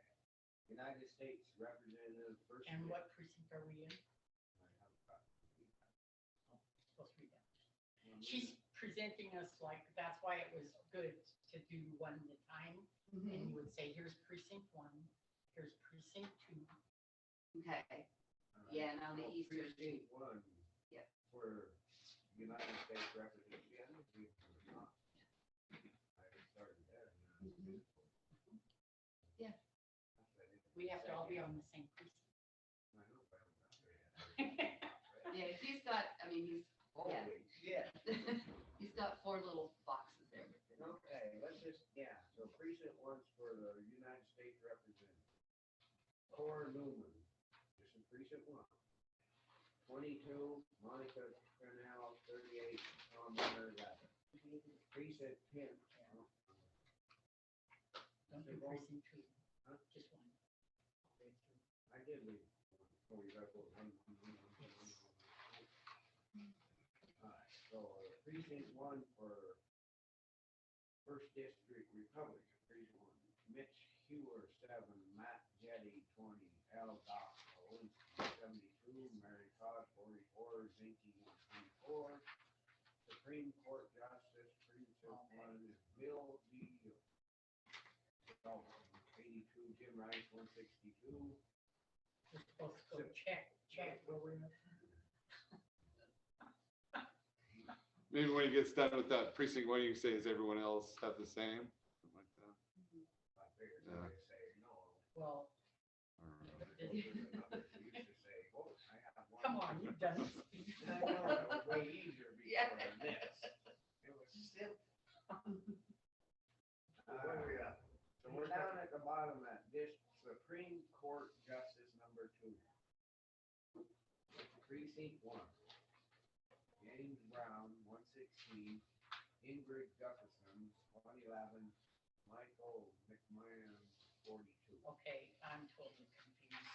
This doesn't, I know, that one's hard because it has the Democrats and then it has the Republican. And okay, so Republican side, then Democrat side, so that we don't have to flip back and forth on each race.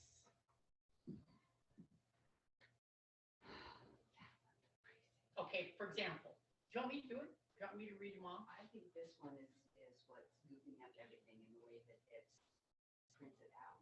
I don't think it's so much me reading them off, because we don't know what the hell we're doing. Well, I kind of know what we're doing. We're not in order. Maybe you should read them all. Well, that's what I was Yeah. gonna say, Let's just try that. Yeah, only because, Because you know what you're doing. this one's more messy. This one's more messy. Why the hell would Okay. you give that to me? so on yours, you've got, is it the total? That's all of them, all precincts? So he's got all precincts? Uh-huh. Okay, so you'd look at whatever precinct we're reading. Yeah, I was getting that, but then it jumped to Republican. I don't Yeah, know where I was at. Yeah. Okay, so, and what he needs, Sarah, Mm-hmm. he needs this by the precinct, by just the precinct. Precinct, and we just have that with each The- precinct. That you would have had, each precinct would have had their own count. On these? Yes. And that's what went in. the Yeah, we envelope. just print out just Okay, one. Yeah. well, we wouldn't have totals on them all. In precinct one, there'd only be one total. Right, just that. Yeah, so we need Nothing that else. one. That they Okay, signed off on. we never, How did they count them? we do it on the machine. We I know count you the do, but machine. you put the answer on But your those tally numbers come, sheet. those numbers come straight from the machine and we just transfer them over, so we just Yeah, transfer they all needed, of them onto okay, one. well, We didn't just so transfer it, we Okay. don't have any comparison here. so we didn't transfer it to different sheets. So We just each, one- I transferred it mean, all this as is just one. how each precinct had one of these tally sheets. That's how, Mhm. then when you open the envelope, precinct one would have their own tally sheet. Right. You would have the totals. I would have this, Uh-huh. and you would have the one precinct. Right, and we just, from the machine thing, because we can print it out Well, where we get all the. Yeah, I precincts had and we the, just- I had the machine too, Yeah. Sarah. and Right, we- I know, and we would have that one tape, where we would get the No, tape, but but we we would also write it have all this, down. this thing. Right, no, that's what I said, so when the tape would come down, then we would sit down and write Right, just one for each precinct. for each precinct. So You now didn't do with that. the other machine, no, because with that machine, So We you have have you gotten a just new get machine one- since I was, no, it's from the tapes, we never, I don't No. remember. we had that machine Right, I when know. I was, But from the report that I printed out, the report that we print out, we can get either the precincts that are, like those ones. well, when That. they. And then we also have the total. Okay, the reconciliation, don't they reconcile anymore? We had the numbers from the poll books, or, we run anything, and the way that we run them through the machine, we do each precinct, but then we just do a total at the end. It's just print one of that them out. deals we don't put all Which this is on. what we did the last time too. No. Huh? Okay, so And you so we have- were really excited, so every time we would run the whole precinct through, and I would Do only you have, have the list, is that by I have no precinct? idea. and I would have a batch that I would do. Is this by precinct? This one, Totals yes. by precinct. This is the precinct one, but it has totals for the Democrat and then also the Oh, Republican. right, yeah, and it has it on Right. this too, correct? Yeah. And it has it on that too. Mhm. Okay, All of so- these have, yeah, All right. So Okay. but here, Let's start reading we'll them. start with United States Representative, first district. you would have them here and here. Okay, I got fine. yeah, So it's that one. And this one. So So there's- you'd be looking at those two now. Uh-huh. Democrat, I'm gonna do Democrat first or Republican. Cora Newman, precinct 1. 22. Monica Trinnell, 38, precinct 1. Tom Winter, 11. Check, check. Check, okay. So in precinct 1, on the Republican, we have Mitch Hewer, excuse my pronunciations of these names if I'm incorrect, 7. If I'm Republican. Should be right with. You have all of them. Okay. Matt Getty, 20.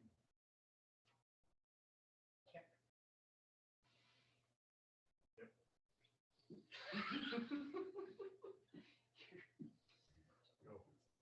Why would I check it? No, I'm saying check. I'm just saying check. Oh. And you say check. Okay, just do it like you're supposed to. No, just kidding. And Doc Olinskowitsky, whatever. Olszewski. Olszewski. Check. Okay, 72. yeah. Mary Todd, 44.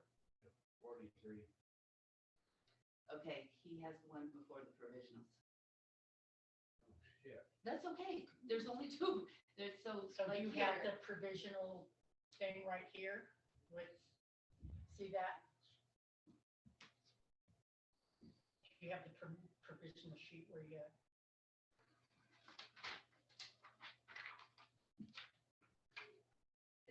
Oh, these are, those are all the precincts. No, I don't. So that one is the original from that. And there was night. one I mean, that didn't- provisional, which makes it There was one 44. provisional, so that makes it 44, which is So on where's the those other two provisional at? in 10.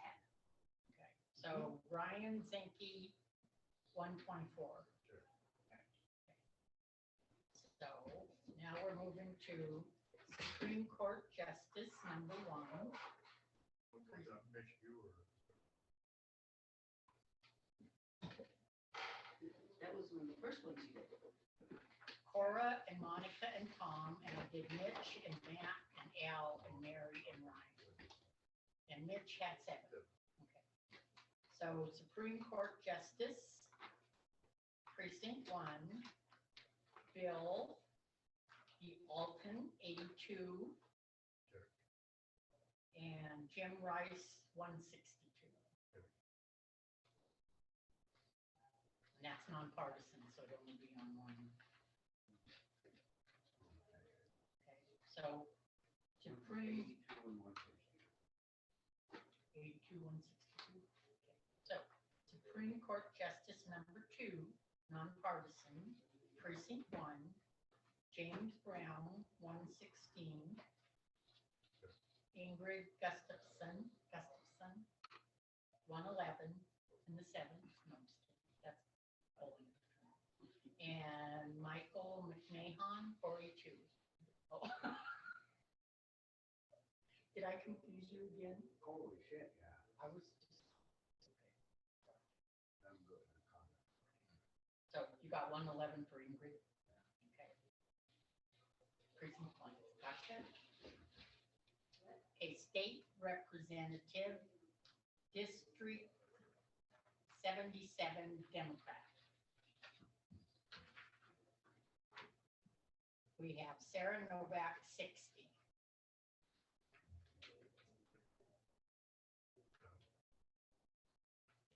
Yes?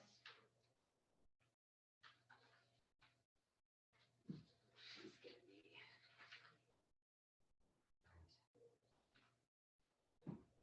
60? Yeah. So State Representative, District 77 Republican, John Fitzpatrick, Precinct 1, 194.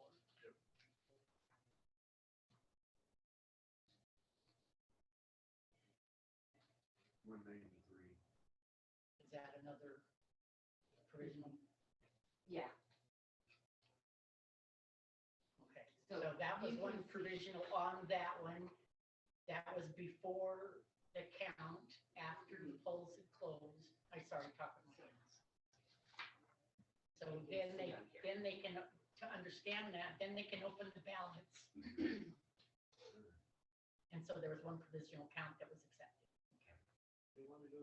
That one will show you the same thing. These are where the provisionals were. And just for the audience sake, this is Sarah's first canvas with a mail, with a Poll poll ballot. ballot. Poll election. It was mail ballot canvas with mail ballot. It makes it a whole completely different ballgame. Okay, so now we're moving to County Commissioner, District 2, Republican. And Precinct 1, Scott Adler, 144, and John S. Kendall, 103. And there was no Democratic candidate for that race. Provisional on that one. Okay. So Sheriff Coroner, Republican, Precinct 1, Scott Dunkerson, 257. Provision. So County Attorney, Republican, Blaine Cooper Bradshaw, BCP, 198, and Lawrence Hinkie, 72 in Precinct 1. Provision. Okay. So moving to County Treasurer, Superintendent of Schools, Democrat, Precinct 1, Vicky Harding, 67. There was no Republican on the ballot. For Justice of the Peace, nonpartisan, Precinct 1, Jason Aaron, 102, and Debbie Fratsky, 198. Right. Okay. So on the prohibition of adult use recreational marijuana dispensaries,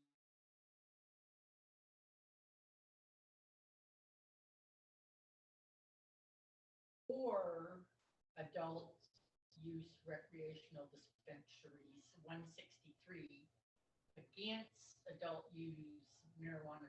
No, here we go. I just meant For the prohibition, against the prohibition, yeah. for the prohibition, 163. Oh, those ones are gonna be all weird because of the city and the rural. So. yeah, these numbers. Okay, does it show it on his? I think it should show it on his. Yeah, and what did you have? Well, I have a total, I don't have it, so, but it's, Oh, so you have precinct 1, but you don't have, shouldn't precinct 1, like .1 should have been printed out on this? To show it? it doesn't, no, because the counter, it wouldn't do that. It's gonna be supper time by the time we get. I know. Okay.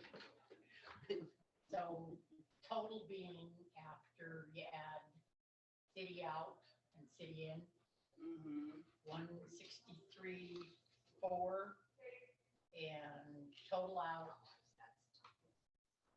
So 163, so 101 and 62 is 163. Yeah. Okay. So total out for against city out, county or city in, 189 between the two. 185.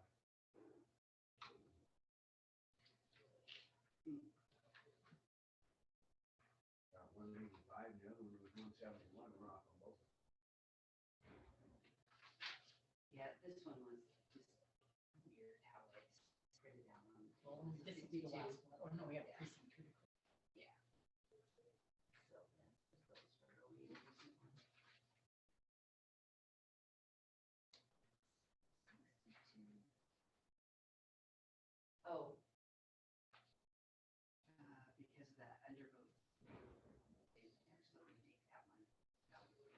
Still be on 182.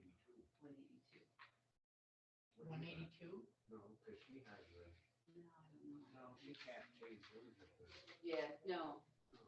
It's, this one prints out funny. Where is? Oh. And this was the total one. Yeah, I kind of did this all as total and not in the precincts, like where I redid those numbers in here for the Phillipsburg. Are we doing it legally, right? Yeah, we're doing it. I mean, it's Yeah. just the reports came out. Yeah, the reports from the, and that one's.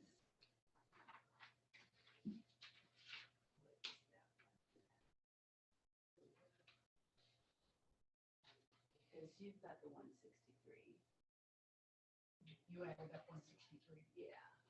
Oh, I know why. Yeah, it's the way that this report, it mushes in the rural, all rural is together, so it separates all of the rural numbers and puts that into one. For this one. So it just takes the city. So from precinct 2 and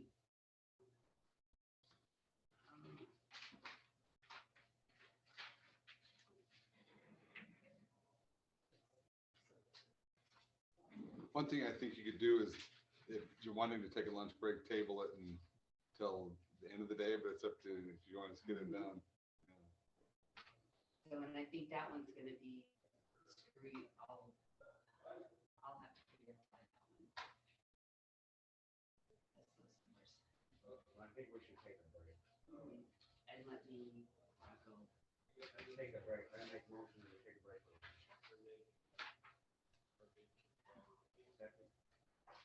Second.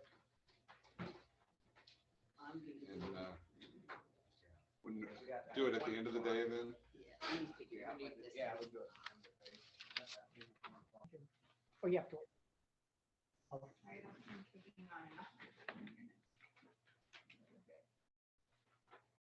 Are we going back on the canvas then?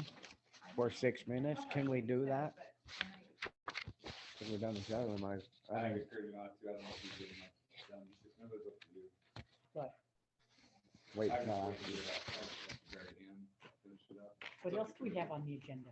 we have Butte Silver Bowl water rights and Oh, sorry, you you're got right, stuff I'm till wrong. 2 o'clock. my bad. I didn't know if we could do a little bit while we were sitting. My bad, people. Let me smell it.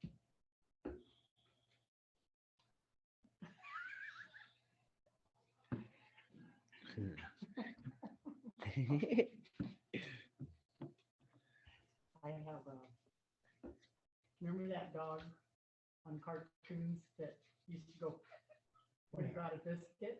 That's how I laugh. I can't help but this. My allergies are kicking in. Red eyeballs and whiskey voice. So, Well, I just told that to the general public. so it's got, the, Jessica Wicks would have to run as a, if Jesse Mullen has the nomination, or is the one selected, then she would have to run as an independent under the statute. 5-2-406. So, Oh, they okay. can only, Right, because the primary's select over, one. duh. Yeah, so Yeah, only select one. Sorry, my bad again. Yeah, did you hear that? Jessica Wicks runs, she'll have to run as an independent, or as a Republican. I don't think she's a Republican. So that's because since she already has the nomination, since Jesse Mullen has the nomination. Since the central committee gave the nomination to Jessie, Yeah, then she would have to file within a certain amount of time as an independent yeah, to run in the general election. correct. Gotcha. And they'll likely be a Republican, so there could be potentially 3 or more, depending on how many. And I wasn't thinking, so I was wrong. Yeah, okay. Republican But I central do committees admit get it. together, it takes some time. The central committees have to meet. Would you toss me chocolate? Yes, what kind? I don't care. Let's see if I can catch it. Snickers looks the best. Thank you. I like Snickers. Good job. That wasn't easy to do. Yeah, Got her done. Good job. Do you have a fever too? It's well, I got a little bit of a cold, but it's mostly allergies. I was cutting weeds Oh, and I got in them big old, the shit throws all that juice on you. Oh man, I have it in my mouth. Distal? No, some kind of a bullweed. weeds have juice. Mine did. Spurge has that. Maybe I was in the wrong Big weed dog. department. Spurge, yeah, I cut that open. Nasty. It's nasty. My eyes were swelled last night. This morning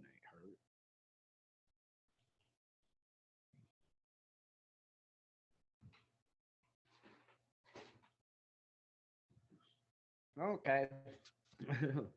We're gonna move on to the Butte, Silver Bowl counties, water rights and CSKT Montana US compact discussion. Go ahead, Blaine. So doing the research there, the tribes, CKST, do not have water rights, or do not have any right to call against industrial municipal water, only potentially irrigation. And most of Butte Silver Bow's rights are non-irrigation. Their irrigation rights they have are earlier in priority than the tribe's right is I believe in 1904.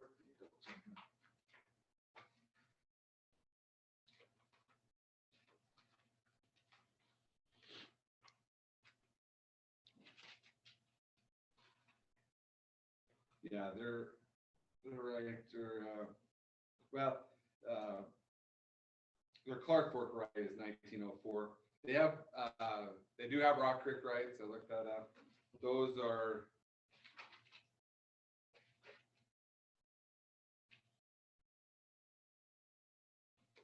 $1971 is the prior date. So So they can make a call against all the irrigators.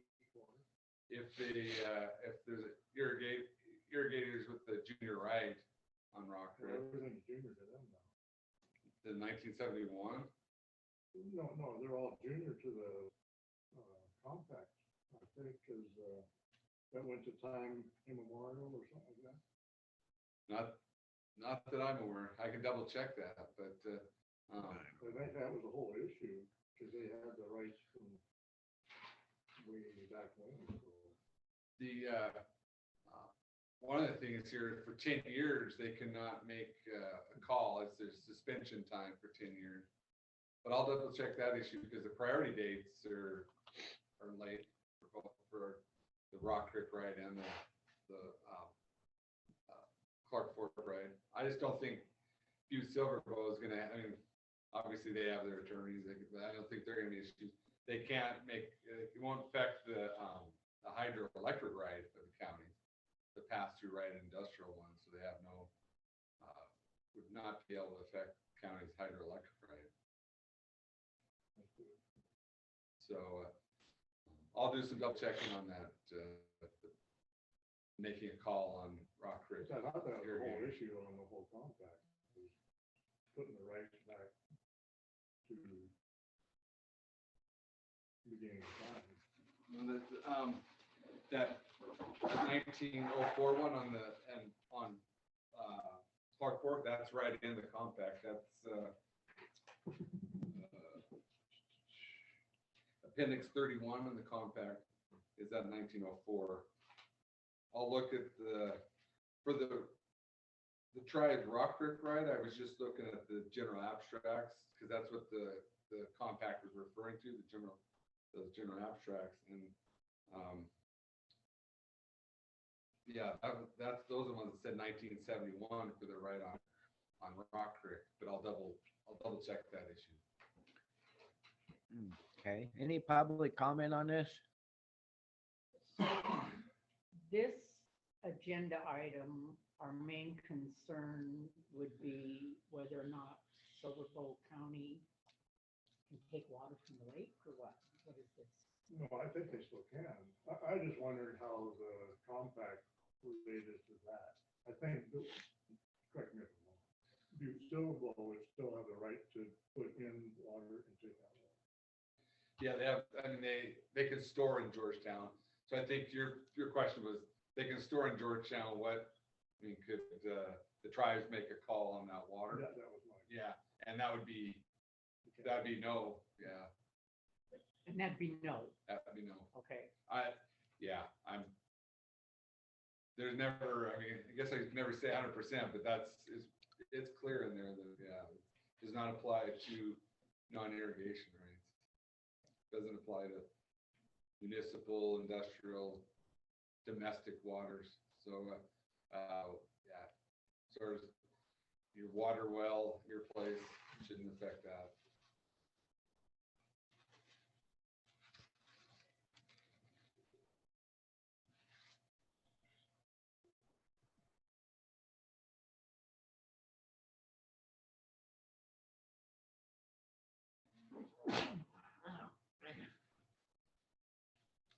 Terrible.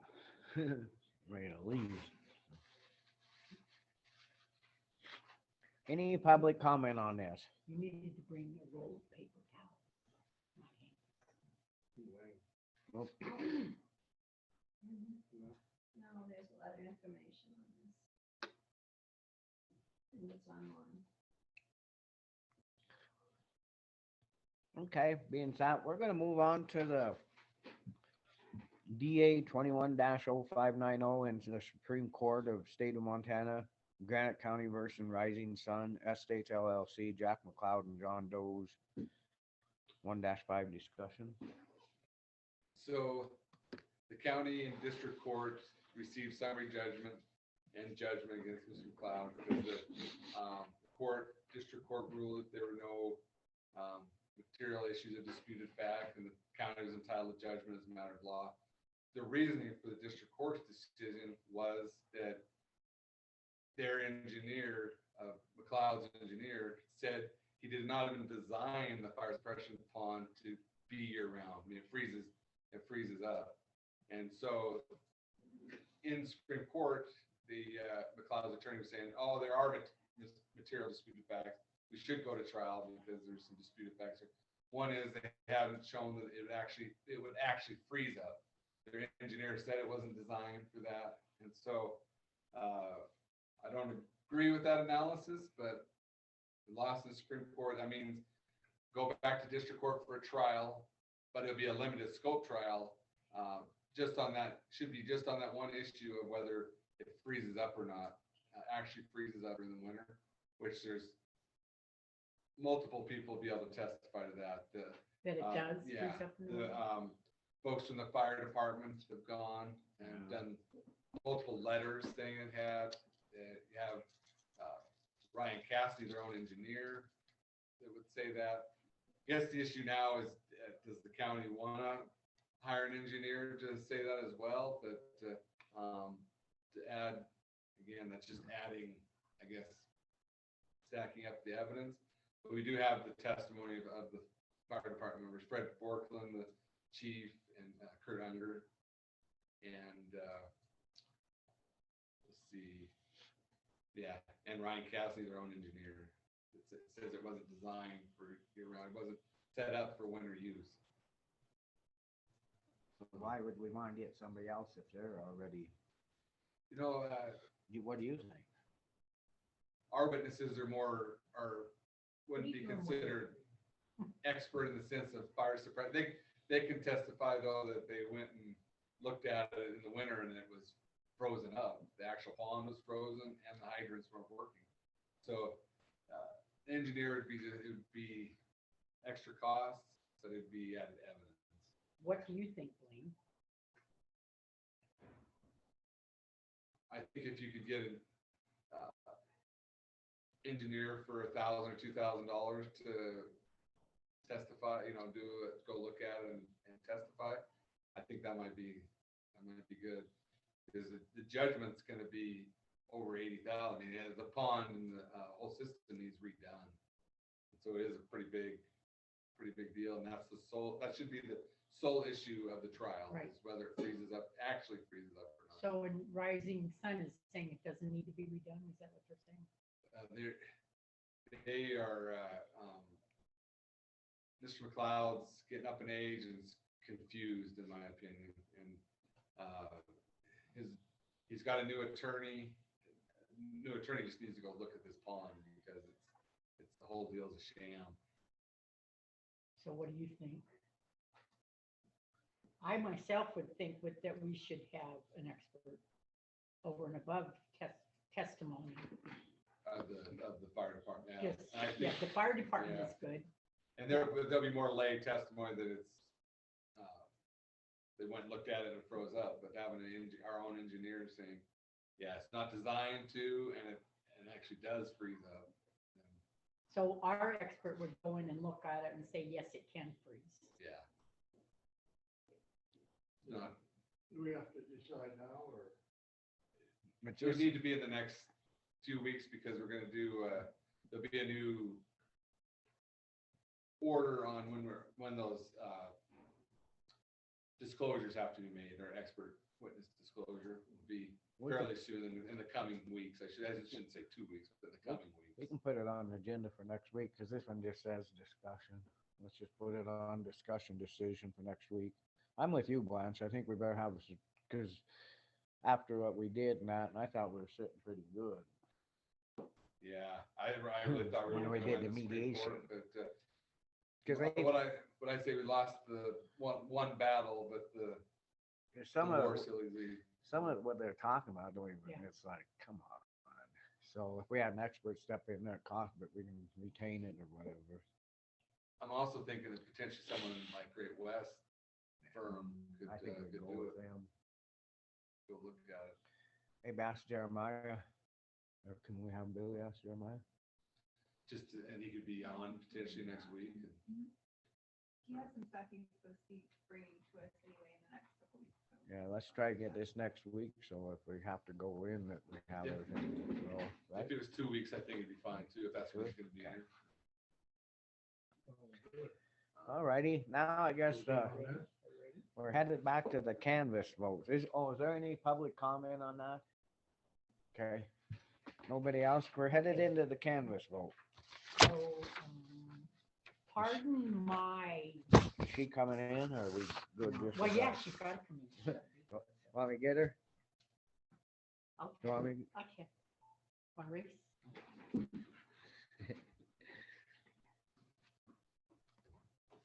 So you answered Paul, yes, but yes means, Keep it monitored, keep close eye on it. Was that you on your cell? See, I lost your cell number. Yeah, when he sent me the monitor, keep close eye, was that you? I said thanks. Okay, Did you get that? yeah. Yeah, if we keep a close eye on it, Chuck, we'll be all right. There ain't no way I'm going back to 30, or not higher. I'd just kill everything we built up, plus coming down. The irrigators have to appreciate it. 'Cause they're getting hot grass grow. The irrigators probably appreciate it because with it getting hot, those leaves grass really grow.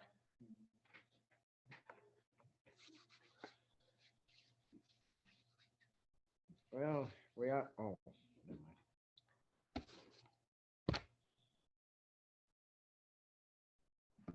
She has to put a note on the door because she's alone. But. Let's do this.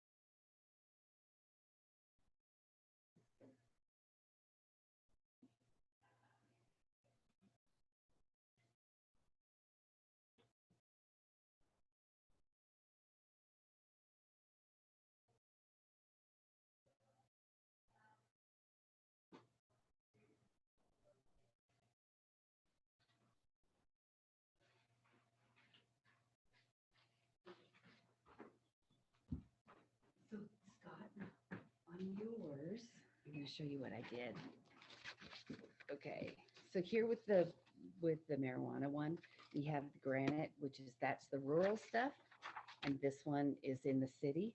So I Okay. just added those two. So Okay. here are we have the numbers. Okay. Okay, as long as I added correctly. So. And so this is gonna happen with precinct 2 also, And precinct 10. and precinct 10? Uh-huh. Oh, okay. Yep, precinct 9 will be fine. Should We be just nine have city first. stuff in those three. But Okay, there's no city in Where's precinct 10? Drummond. Yes. That's- I'm all goofed up here. I got everything mixed up. Okay, so I think Okay. that when we left, that was the only one that we were, so it's just the numbers for yeah. For the, so should we just do precinct 1 over for the prohibition of adult use recreational marijuana dispensaries we're missing. for precinct 1? Yeah. For the selling of marijuana, 163. Against the selling of marijuana, 189. 188. 189. That would be the provision. Okay. Check. So it's 189, right? Check. Yes. Okay, we're done with precinct 1. Do you want to move on? On this, there's the, Do I stamp should we these? just go down this list? Do I stamp this? You put it We'll back? stamp this one. This one? This one's the one. I'm gonna go make a copy of this. Okay. Okay, all right. So precinct 10, I'm just going down the list. on this one. So Okay. we're jumping from 1 to 10, which is fourth box over. Okay. I'm just. Okay, so we will do Democrats first, then Republicans. Okay. So for United States, now quit saying so. United States Representative, First District, Precinct 10, Cora Newman, 12.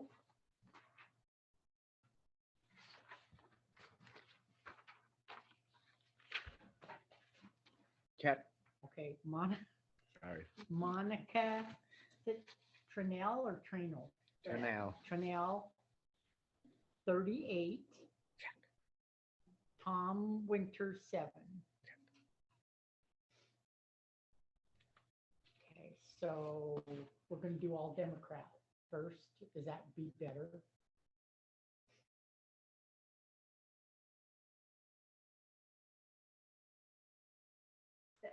All Democrat, Yeah, I know it'll work better for Scott, okay. and then he's not. So going back and Scott is the most confused in this situation. No, it's I'm- just, and you've got yours, I mean, all the Democrats are caught up, yeah, if there are any. That really hurt. So, no. That hurt your feelings? Okay, No, it's, you're crying me a it's tear. his printout that's. Okay. confusing. So, here we go. Do we want to do nonpartisan? Or do we want to do all Democrat? All Democrat. Do we want to follow the,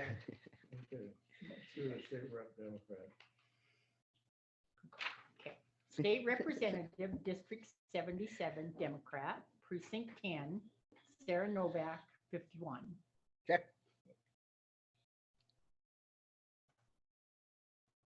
Who we waiting on?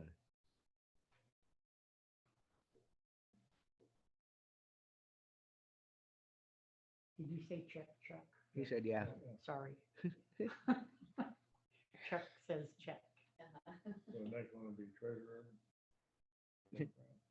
Okay, so then we're going to, that's all we have for US or state representative stuff, right?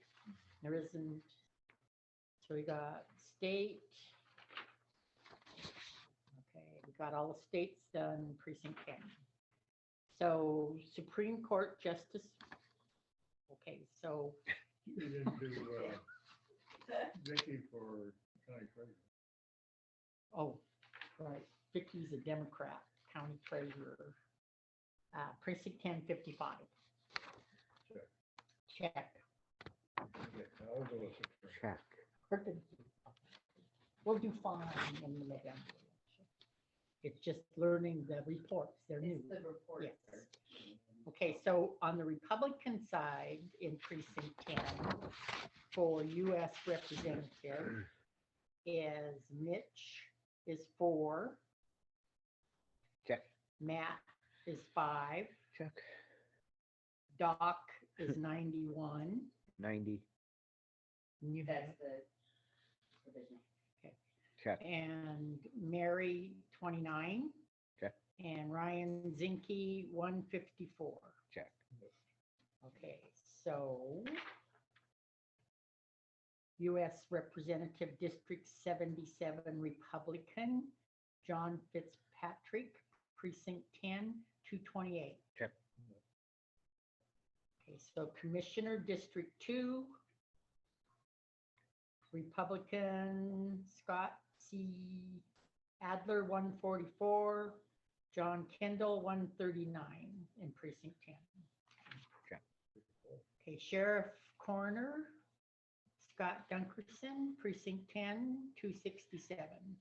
266. So that's the provisional. Check. County Attorney, Blaine Cooper Bradshaw, Precinct 10, 224, Lawrence Hinkey, 59. Precinct 10. 58. The provisional. Oh, I thought you said 69. Check. Okay, so nonpartisan, let's go back to Supreme Court Justice, number 1, Precinct 10. Bill Dalton. Dalton, is it Dalton? Then it should be DAL with that one of those words. 69, Jim Rice, 208. Supreme Court Justice 2, Precinct 10, James Brown, 170, Ingrid Gustafson, 89, and Michael Mahon, 41. Check. So then on to Justice of the Peace, Precinct 10, Jason Aaron, 90, Debbie Fratsky, 232. 1. Provision. Check. Then on Prohibition, in Precinct 10, 4 was 208, against was 141. Yeah, he's probably got 140. Are you adding that up? 140, yeah. Provisional. Oh, okay, 140, gotcha. Check. Okay. So we're done with that. So that is Precinct 10. On to Precinct 2. And total voters in Precinct 2 was 411. Check. Okay, out of 752. Check. Okay, so US Rep, Precinct 2, Cora Newman, 30, Monica, 80, and Tom Winter, 13. Check. Okay, so Democrats. For State Representative District 77, Democrat Sarah Novak, Precinct 2, 114. Check. Okay. So Democrat. County Treasurer, Super of Schools, Vicki Harding, Precinct 2, 117. Okay. So now to Republican. For Precinct 2. Okay, US Rep. Republican Mitch, 6. Matt, 8. Doc, 82. Mary, 35. Ryan, 139. Okay, for Republican County Commissioners, Precinct 2. You gotta do state rep. Oh, sorry, state, thank you for keeping me District 77, Precinct 2, Sarah, 114. No, John Fitzpatrick. You missed John. Did we already do 70? Oh, that's Democrat. Sorry, Republican. Isn't this wonderful? You guys are keeping me honest. John Fitzpatrick, 234. Okay. Okay. So now I can move on to County Commissioner. Precinct 2, Scott, 159, John, 101. Okay. And Sheriff Scott Dunkerson, Precinct 2, 264. County Attorney, Precinct 2, Blaine, 211, and Lawrence, 64. Okay, so nonpartisan. Supreme Court Justice 1, Bill, 94, and Jim, 240. Okay. And Supreme Court Justice 2, James, 162, Ingrid, 135, and is that Michelle or Michael, 53? It's Michael. I'm seeing Michelle, must be my glasses. Okay, so then Justice of the Peace.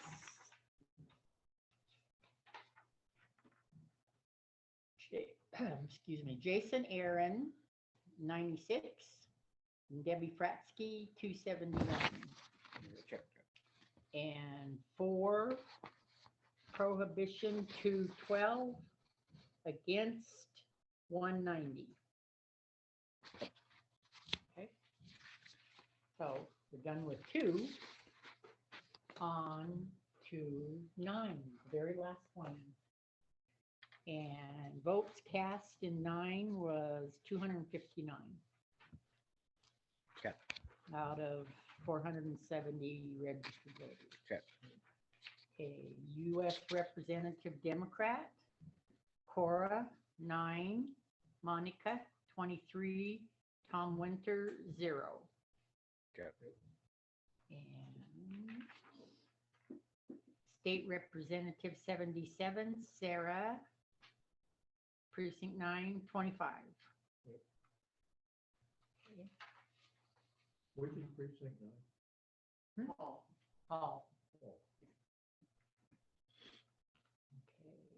so Treasurer, Vicky Harding, 29. Okay, on to Republican, Precinct 9. U.S. Rep, Mitch, 4, Matt, 5, Doc, 74, Mary, 26, and Ryan, 108. Okay. For State Rep, District 77, John Fitzpatrick, 183. Okay.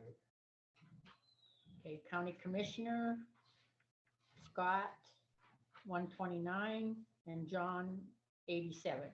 That's District or Precinct 9. Okay, Sheriff, Scott Dunkerson, Precinct 9, 219.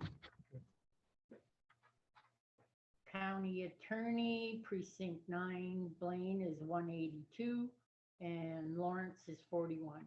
Okay. Okay, nonpartisan is Supreme Court number 1, Bill is 56, and Jim is 144. Okay.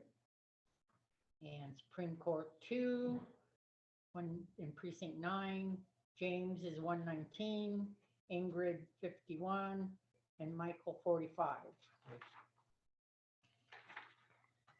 Okay, in Justice of the Peace, Precinct 9, Jason 70, Debbie 179. Okay. And did I give the prohibition already?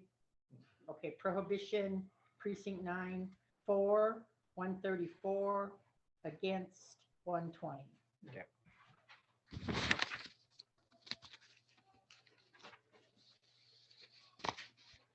We all tally, we tally, okay, tally ho.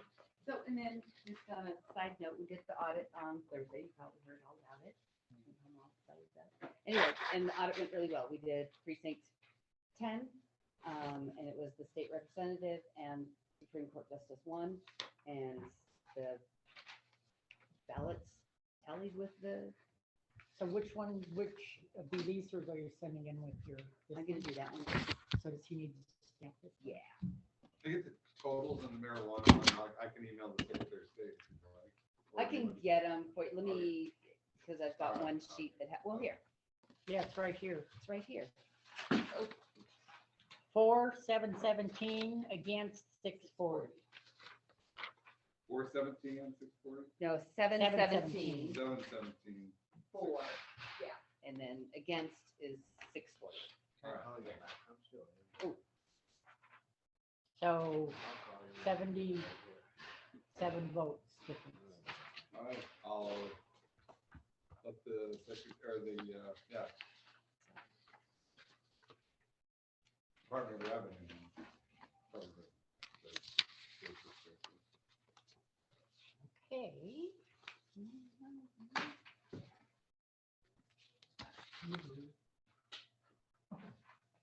You. I make a motion, we adjourn. I'll second it. Chuck? Sounds good.